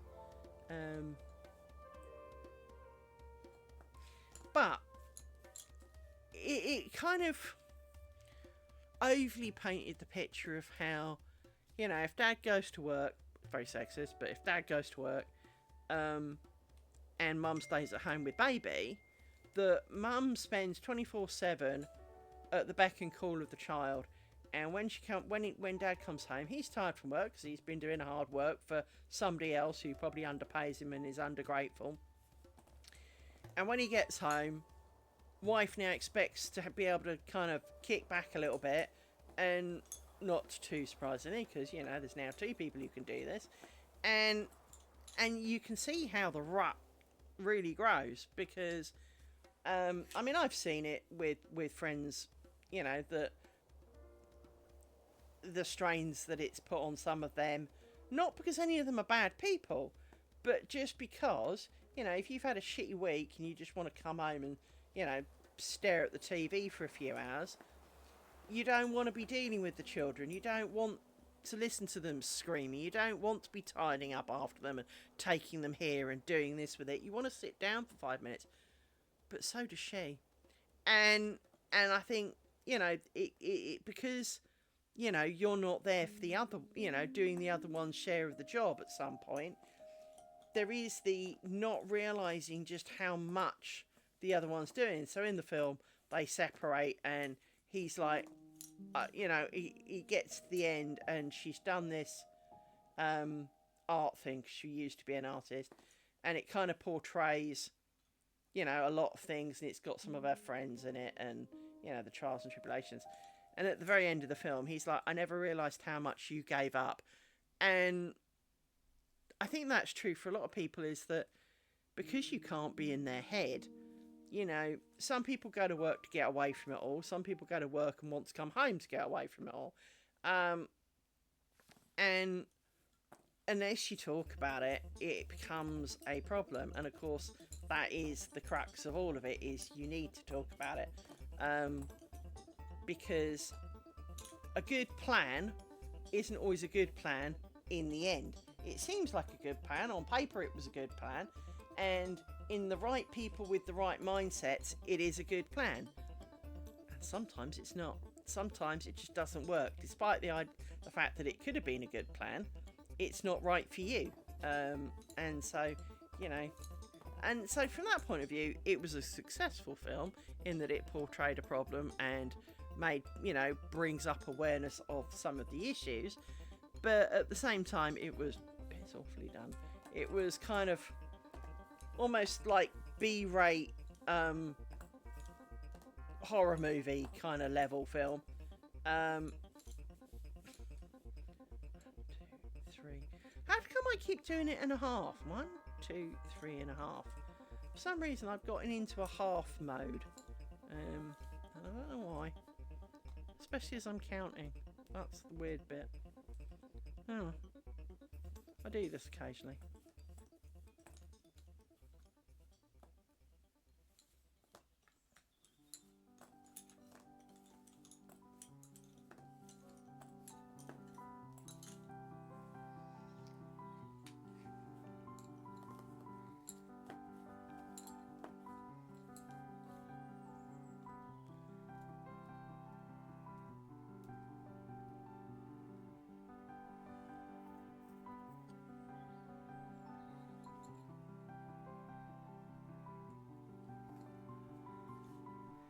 Right. Now, let's put some back in here. Which are a bit short, but never mind.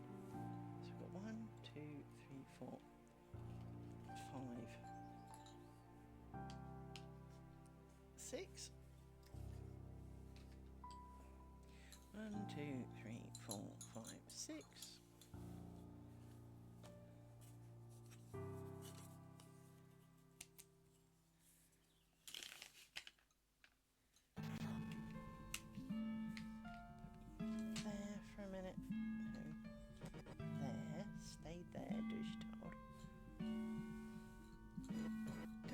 You immediately, but we'll need you real soon. You could do with. You've come undone. I'm pretty sure it's not your first time, so you can have a elastic band. That's 2. I need 1, thank you.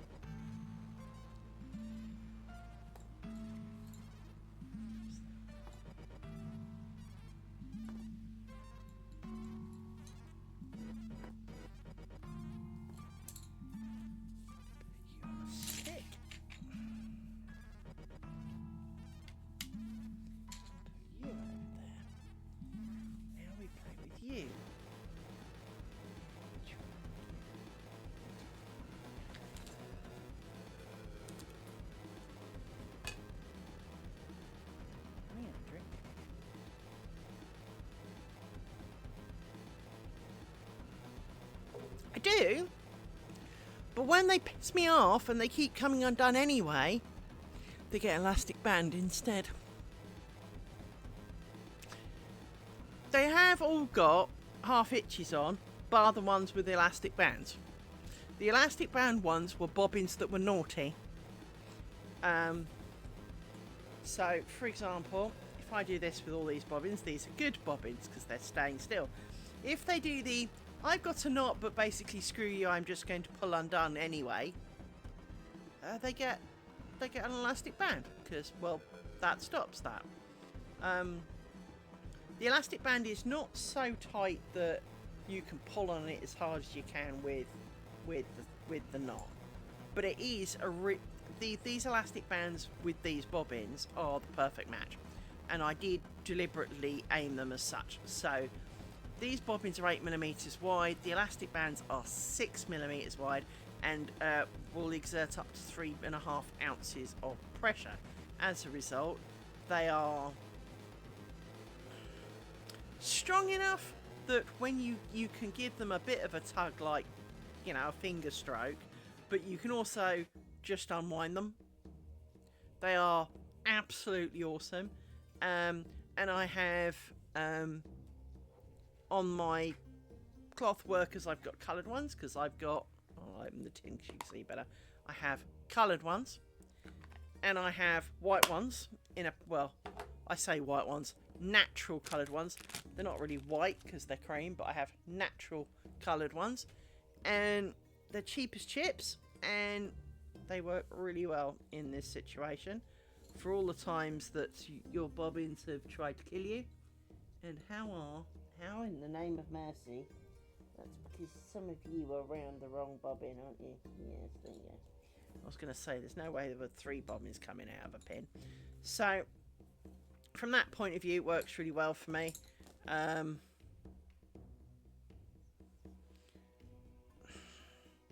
So I do try and have the half hitch, but occasionally, you know, between me and the bobbins, it lets me down. So I put an elastic band on it.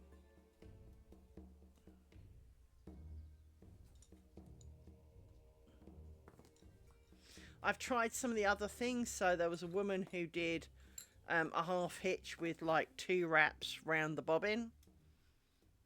I don't like it when the half hitch disappears onto the neck of the bobbin, because then it's harder to pick it out to change it. Hence again the elastic band. So these ones, I hate it when it does this, because if I want to make this longer, sorry, if I want to make it shorter, it's harder to really grab the end of the loop to make it longer. So sure, whatever. Yeah, sure. But again, the elastic bands work really, really well for that, because you can just pick on this one. No, not that one. Pick on this one because I can get to the end. So if I undo this one, what happens with the elastic band is obviously the elastic band then pins it in a particular position, and if you want to undo it, you can just pull it out. But if you want to do it up, you slide the elastic band down this way, and you just roll it back up and slide it back into place. It's quite quick, and it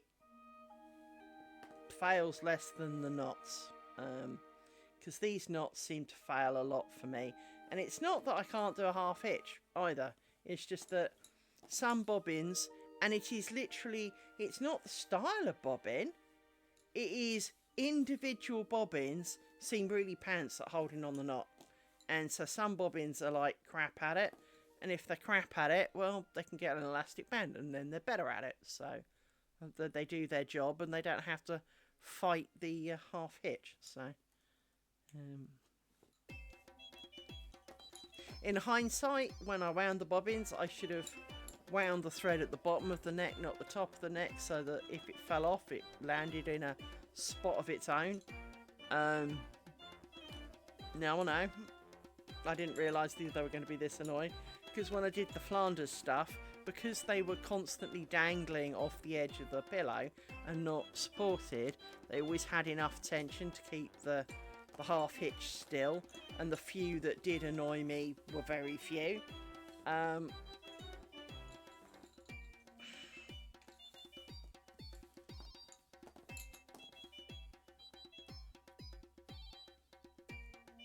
So yeah, from that point of view, it's just sanity more than anything else. They all started out with half hitches on the rows, and some of them have been good and some of them have not. And those who have not, this looks wrong. No, it's just angles and things.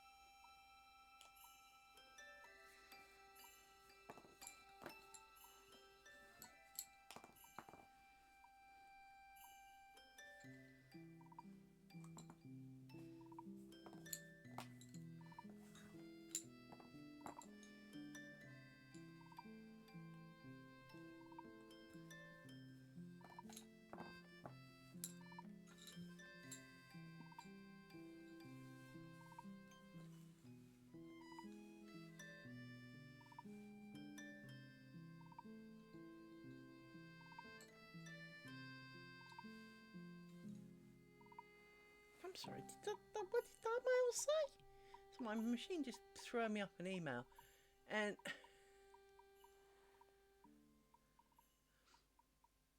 I misread it. That's alright then.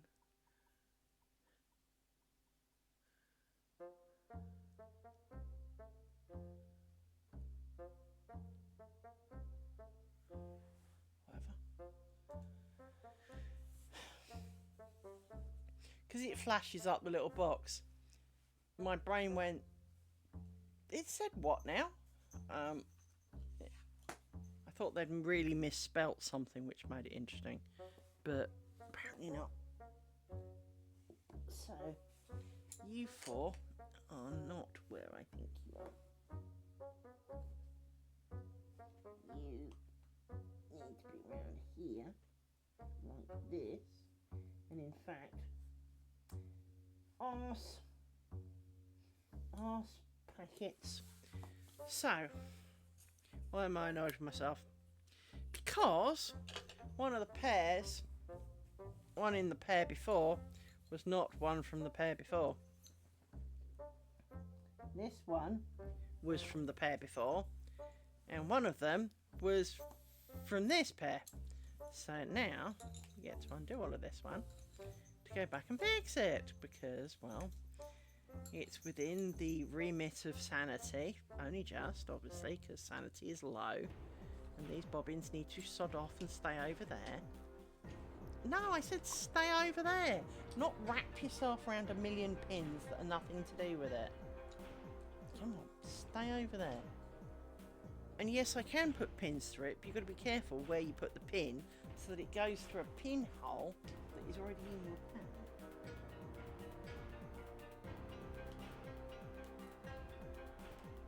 Makes it very difficult when you don't see this. Because that is actually off the edge of the pan. So I couldn't find one. Right. So let's undo this.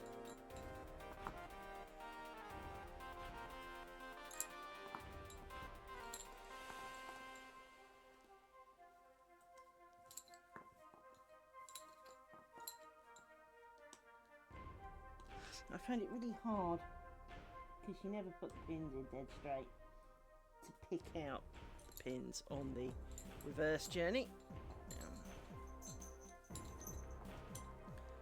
Even though you just uncovered it, picking the right top of pin is harder than it sounds.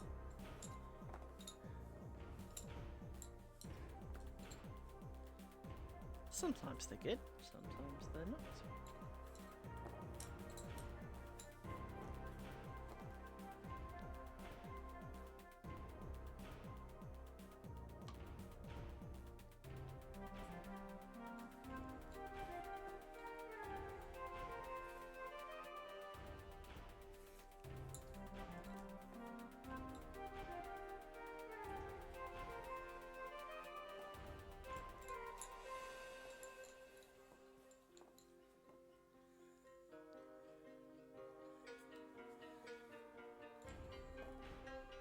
So, I should have noticed at this point that this was not right, and that you're the pair, and you're the pair. So, my own fault. Problem is, of course, is distance between pins is not really that great, so they look pretty damn close, and it doesn't stand out like a sore thumb that you got it wrong, so... I mean, if they were different colours, it would, but then of course this is a net curtain, of course it's white.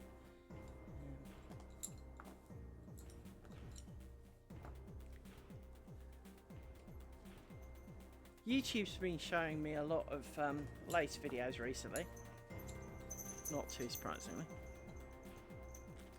And there's a girl who was posting about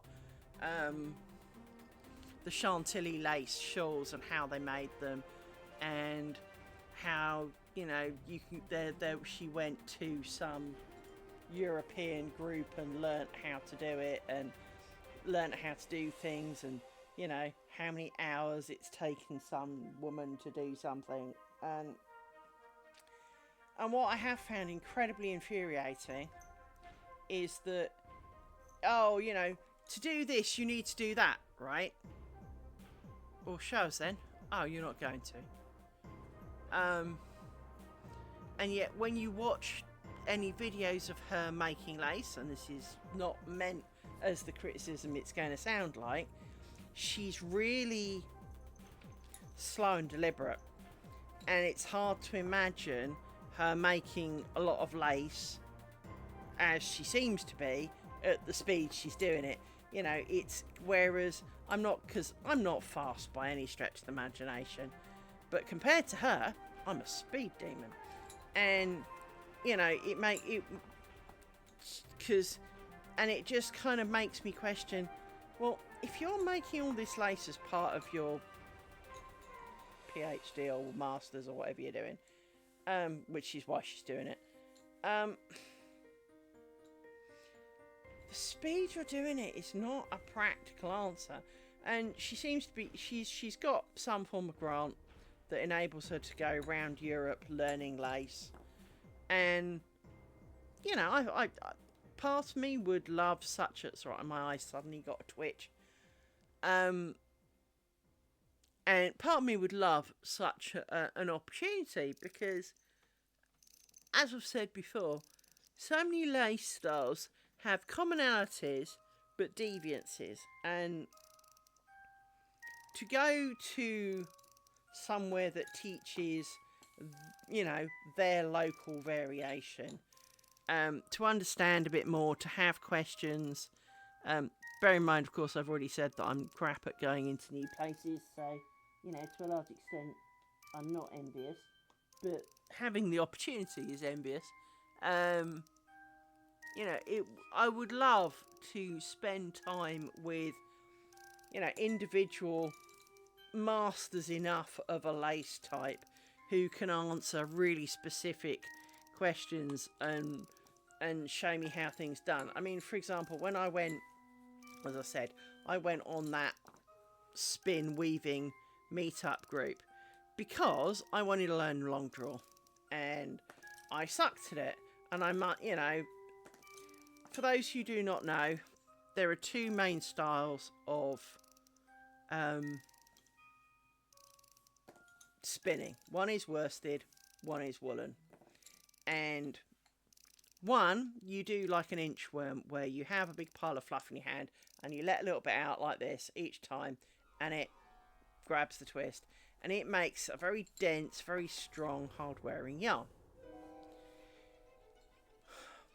With the other, you spinny, let go and pull back and release kind of thing all in one go. A really long length of yarn, like a metre or so we are talking like the full arm's length kind of thing. And let the twist gather into it, and then let it suck it up. And then you repeat. And frankly, I have a habit of yelling voodoo as this happens, because while I do understand how it works, it does look like, when you try and do it yourself, it's like voodoo, right? Because if you watch someone who can do it, they go spinny, whoomph, and suddenly they've got a metre of yarn. You try that shit, and all you're doing is rethreading your spinning wheel, no matter how much you try. And so there is an art and a knack to it. When you don't have the art and the knack, all you're doing, it's the quickest way to need to reset up your wheel, right? When you do have it, it is a very quick way to make an airy, lofty, warm, fuzzy yarn. But because it seems to involve voodoo, so it's much like that original weaver's knot that I was doing that worked only like 10% of the time. Clearly there is voodoo in it. And it's like picots. There's voodoo in picots too. And I think those kind of times when you know that it's got a voodoo moment in it, that there is a knack, but every video you watch, you don't get the whole picture, you don't get it at a slow enough rate, you can't ask them really specific questions, means that the more you try, the less it works, right? And you get yourself really frustrated with it, because they make it look so friggin' simple, and yet every time you do it, it says no in monumental standards. And so I can now long draw really successfully. However, one of the other key parts of long draw is obviously, if you think about it, if you're spinny, woomph, here's a big pile of yarn, how do you keep that consistent? And the answer is, you don't.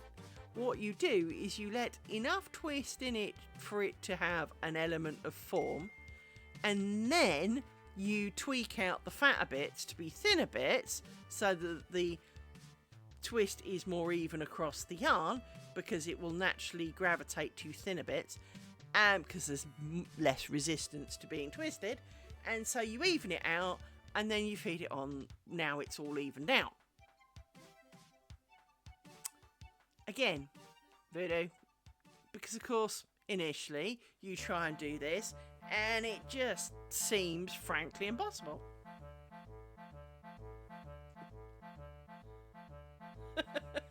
Sorry, remember I said I sent someone their birthday present?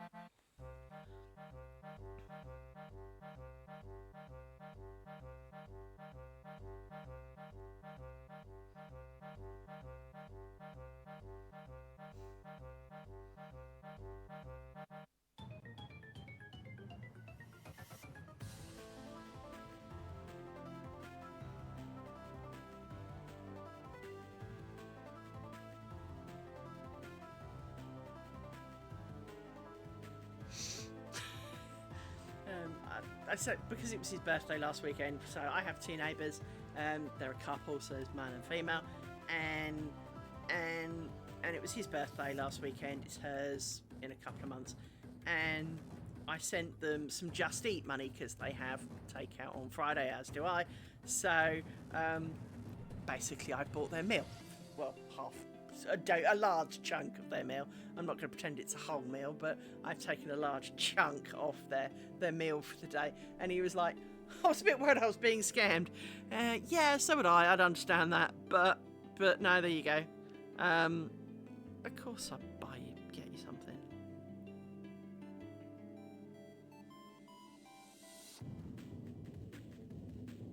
Holy shit, really? My co-worker has just sent me holy crap. I mean, it does include bills. But that's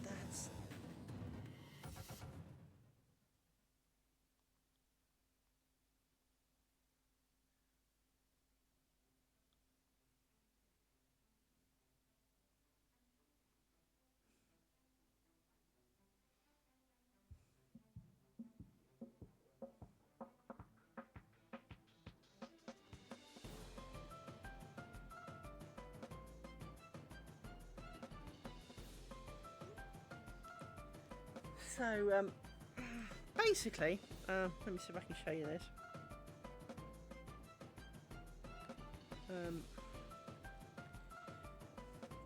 I can't show you the picture, but if you can see that picture, let me zoom that in as much as I can.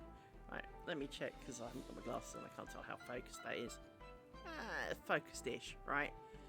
Basically, it is a small wooden garden shed with a bit of a lean-to at the front. Well, to the side, actually. It's not even in front. With a deck chair in it and a small table. Inside, they've put some boards up, fitted some electricity. It's not even got a stove. There is a shower, a toilet, a basin. A bed of sorts. There is a bed, and it looks like chairs underneath, but I think you'd have to be a really, really little person to sit on the chairs underneath, because judging by the cabinet to the side of the bed, which looks to be desk height, so kind of like here-ish, that's the height of the bed. Therefore, the chairs underneath it, you're not really going to fit in that, are you? Oh, it tilts up. Okay, the bed tilts up. But that's it. That's all there is in the entire house. There is no cooking equipment in there whatsoever. But yeah, they want £600 a month.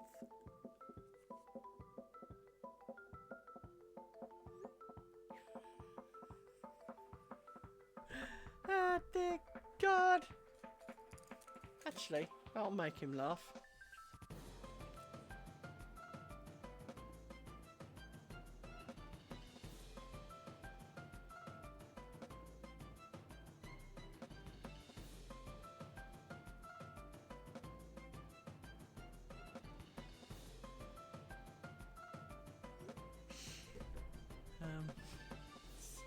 £600 a month, Christ.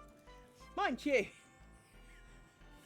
I mean, there are some garden sheds that are really quite impressively huge and, you know, would arguably make, you know, have got like little rooms in them almost.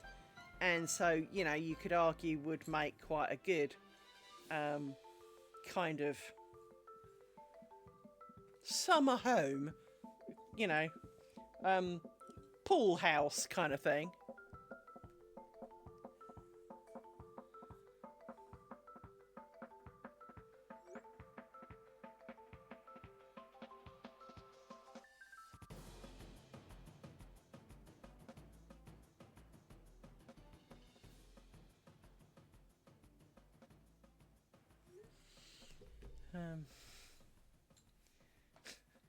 £600 for a shed, Christ. The days we live in.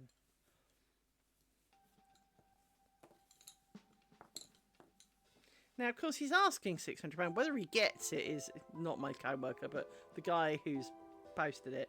Whether he actually gets the £600 for his shed a month.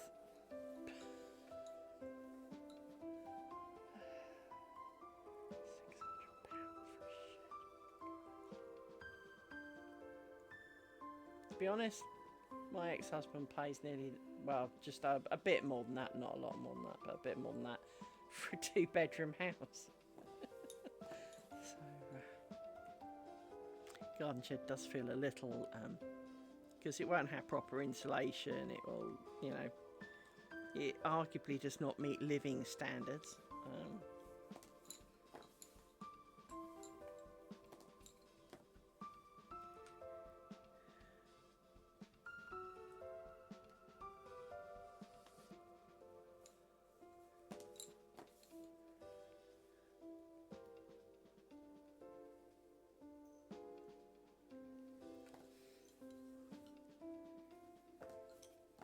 It's like if you, here in the UK, if you put boards up in your attic, you can't just declare it a bedroom. You have to do certain things for it to be declared, you know, a place that is suitable to be lived in before it can be officially a bedroom. Now, of course, you can put a bed in it and you can sleep in it if you want. Nothing physically stops you, but you can't call it a bedroom. You can't, you know, treat it like a bedroom.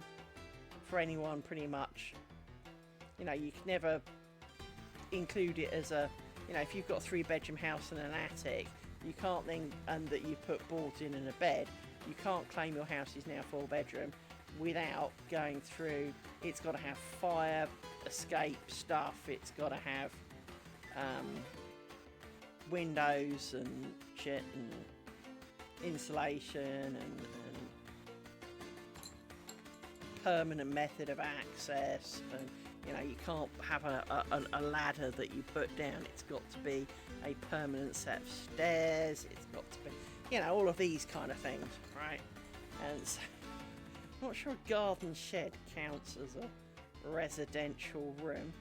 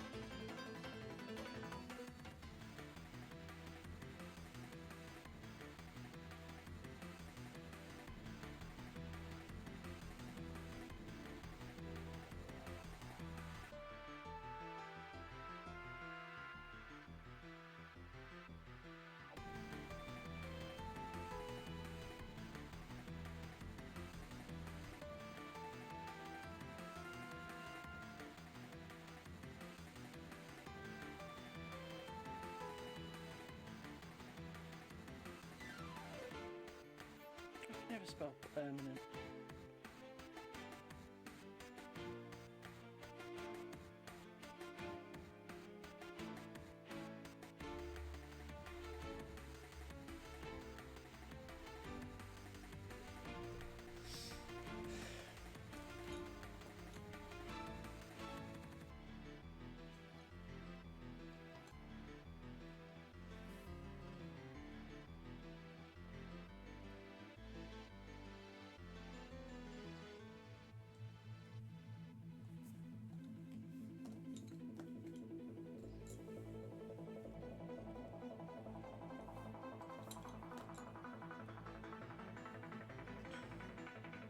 Something's not right.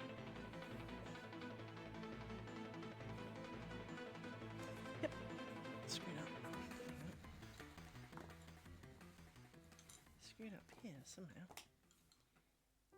You are not needed yet. Now you're needed.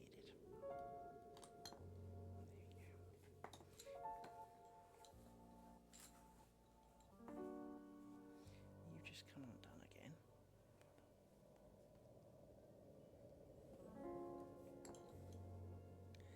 And before I do that, you've lost the twist.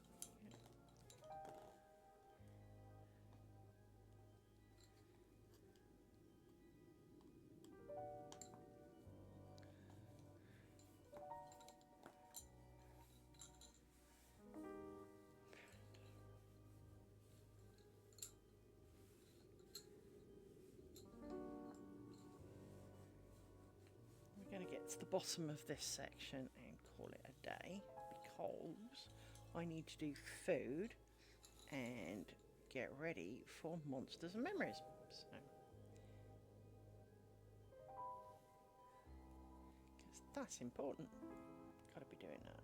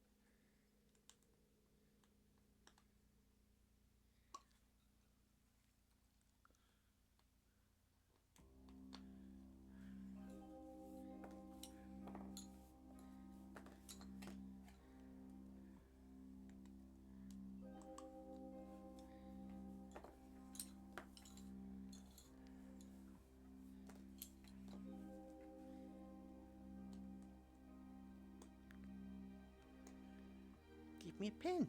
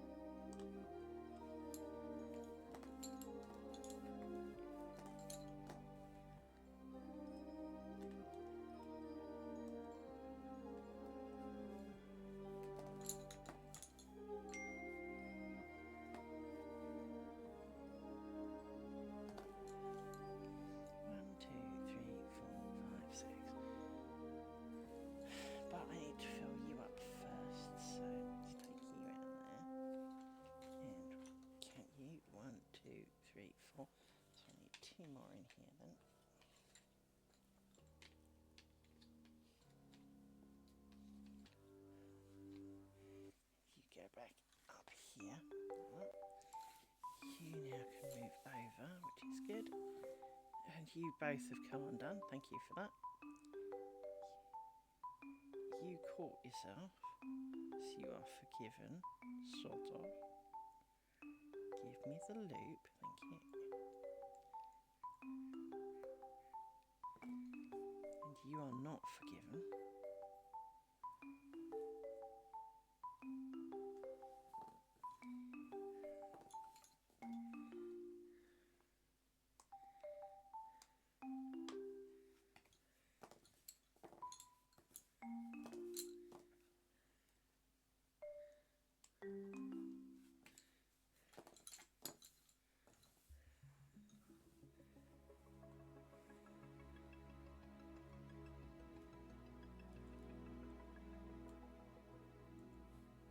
Just roll it down, roll it up.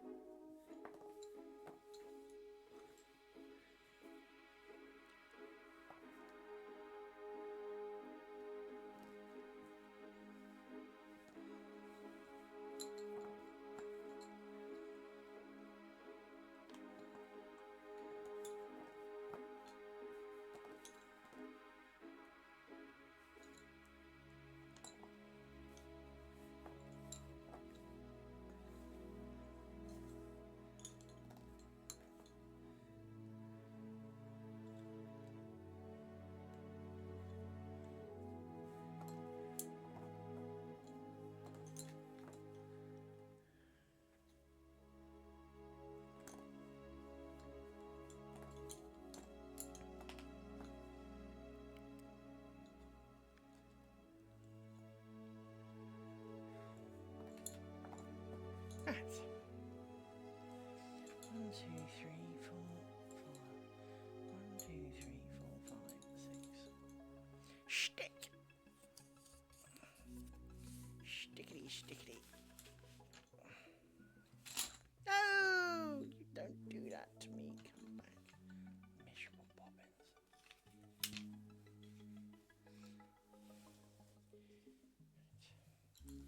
You now go in the stick.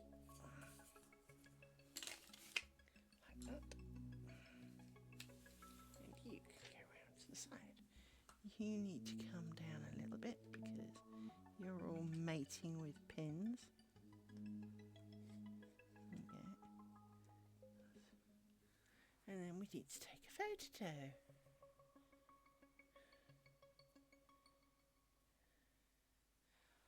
Guess we're doing all right. There we go. So, we haven't done too bad today. I mean, we've done pretty much most of the bit with pins in. So, from that point of view, not a bad day. Not a bad day at all. We're a little behind schedule, but we generally manage a triangle a week. So, sometimes quicker. We had one week where we really stonked. And for no good reason, but we stonked. And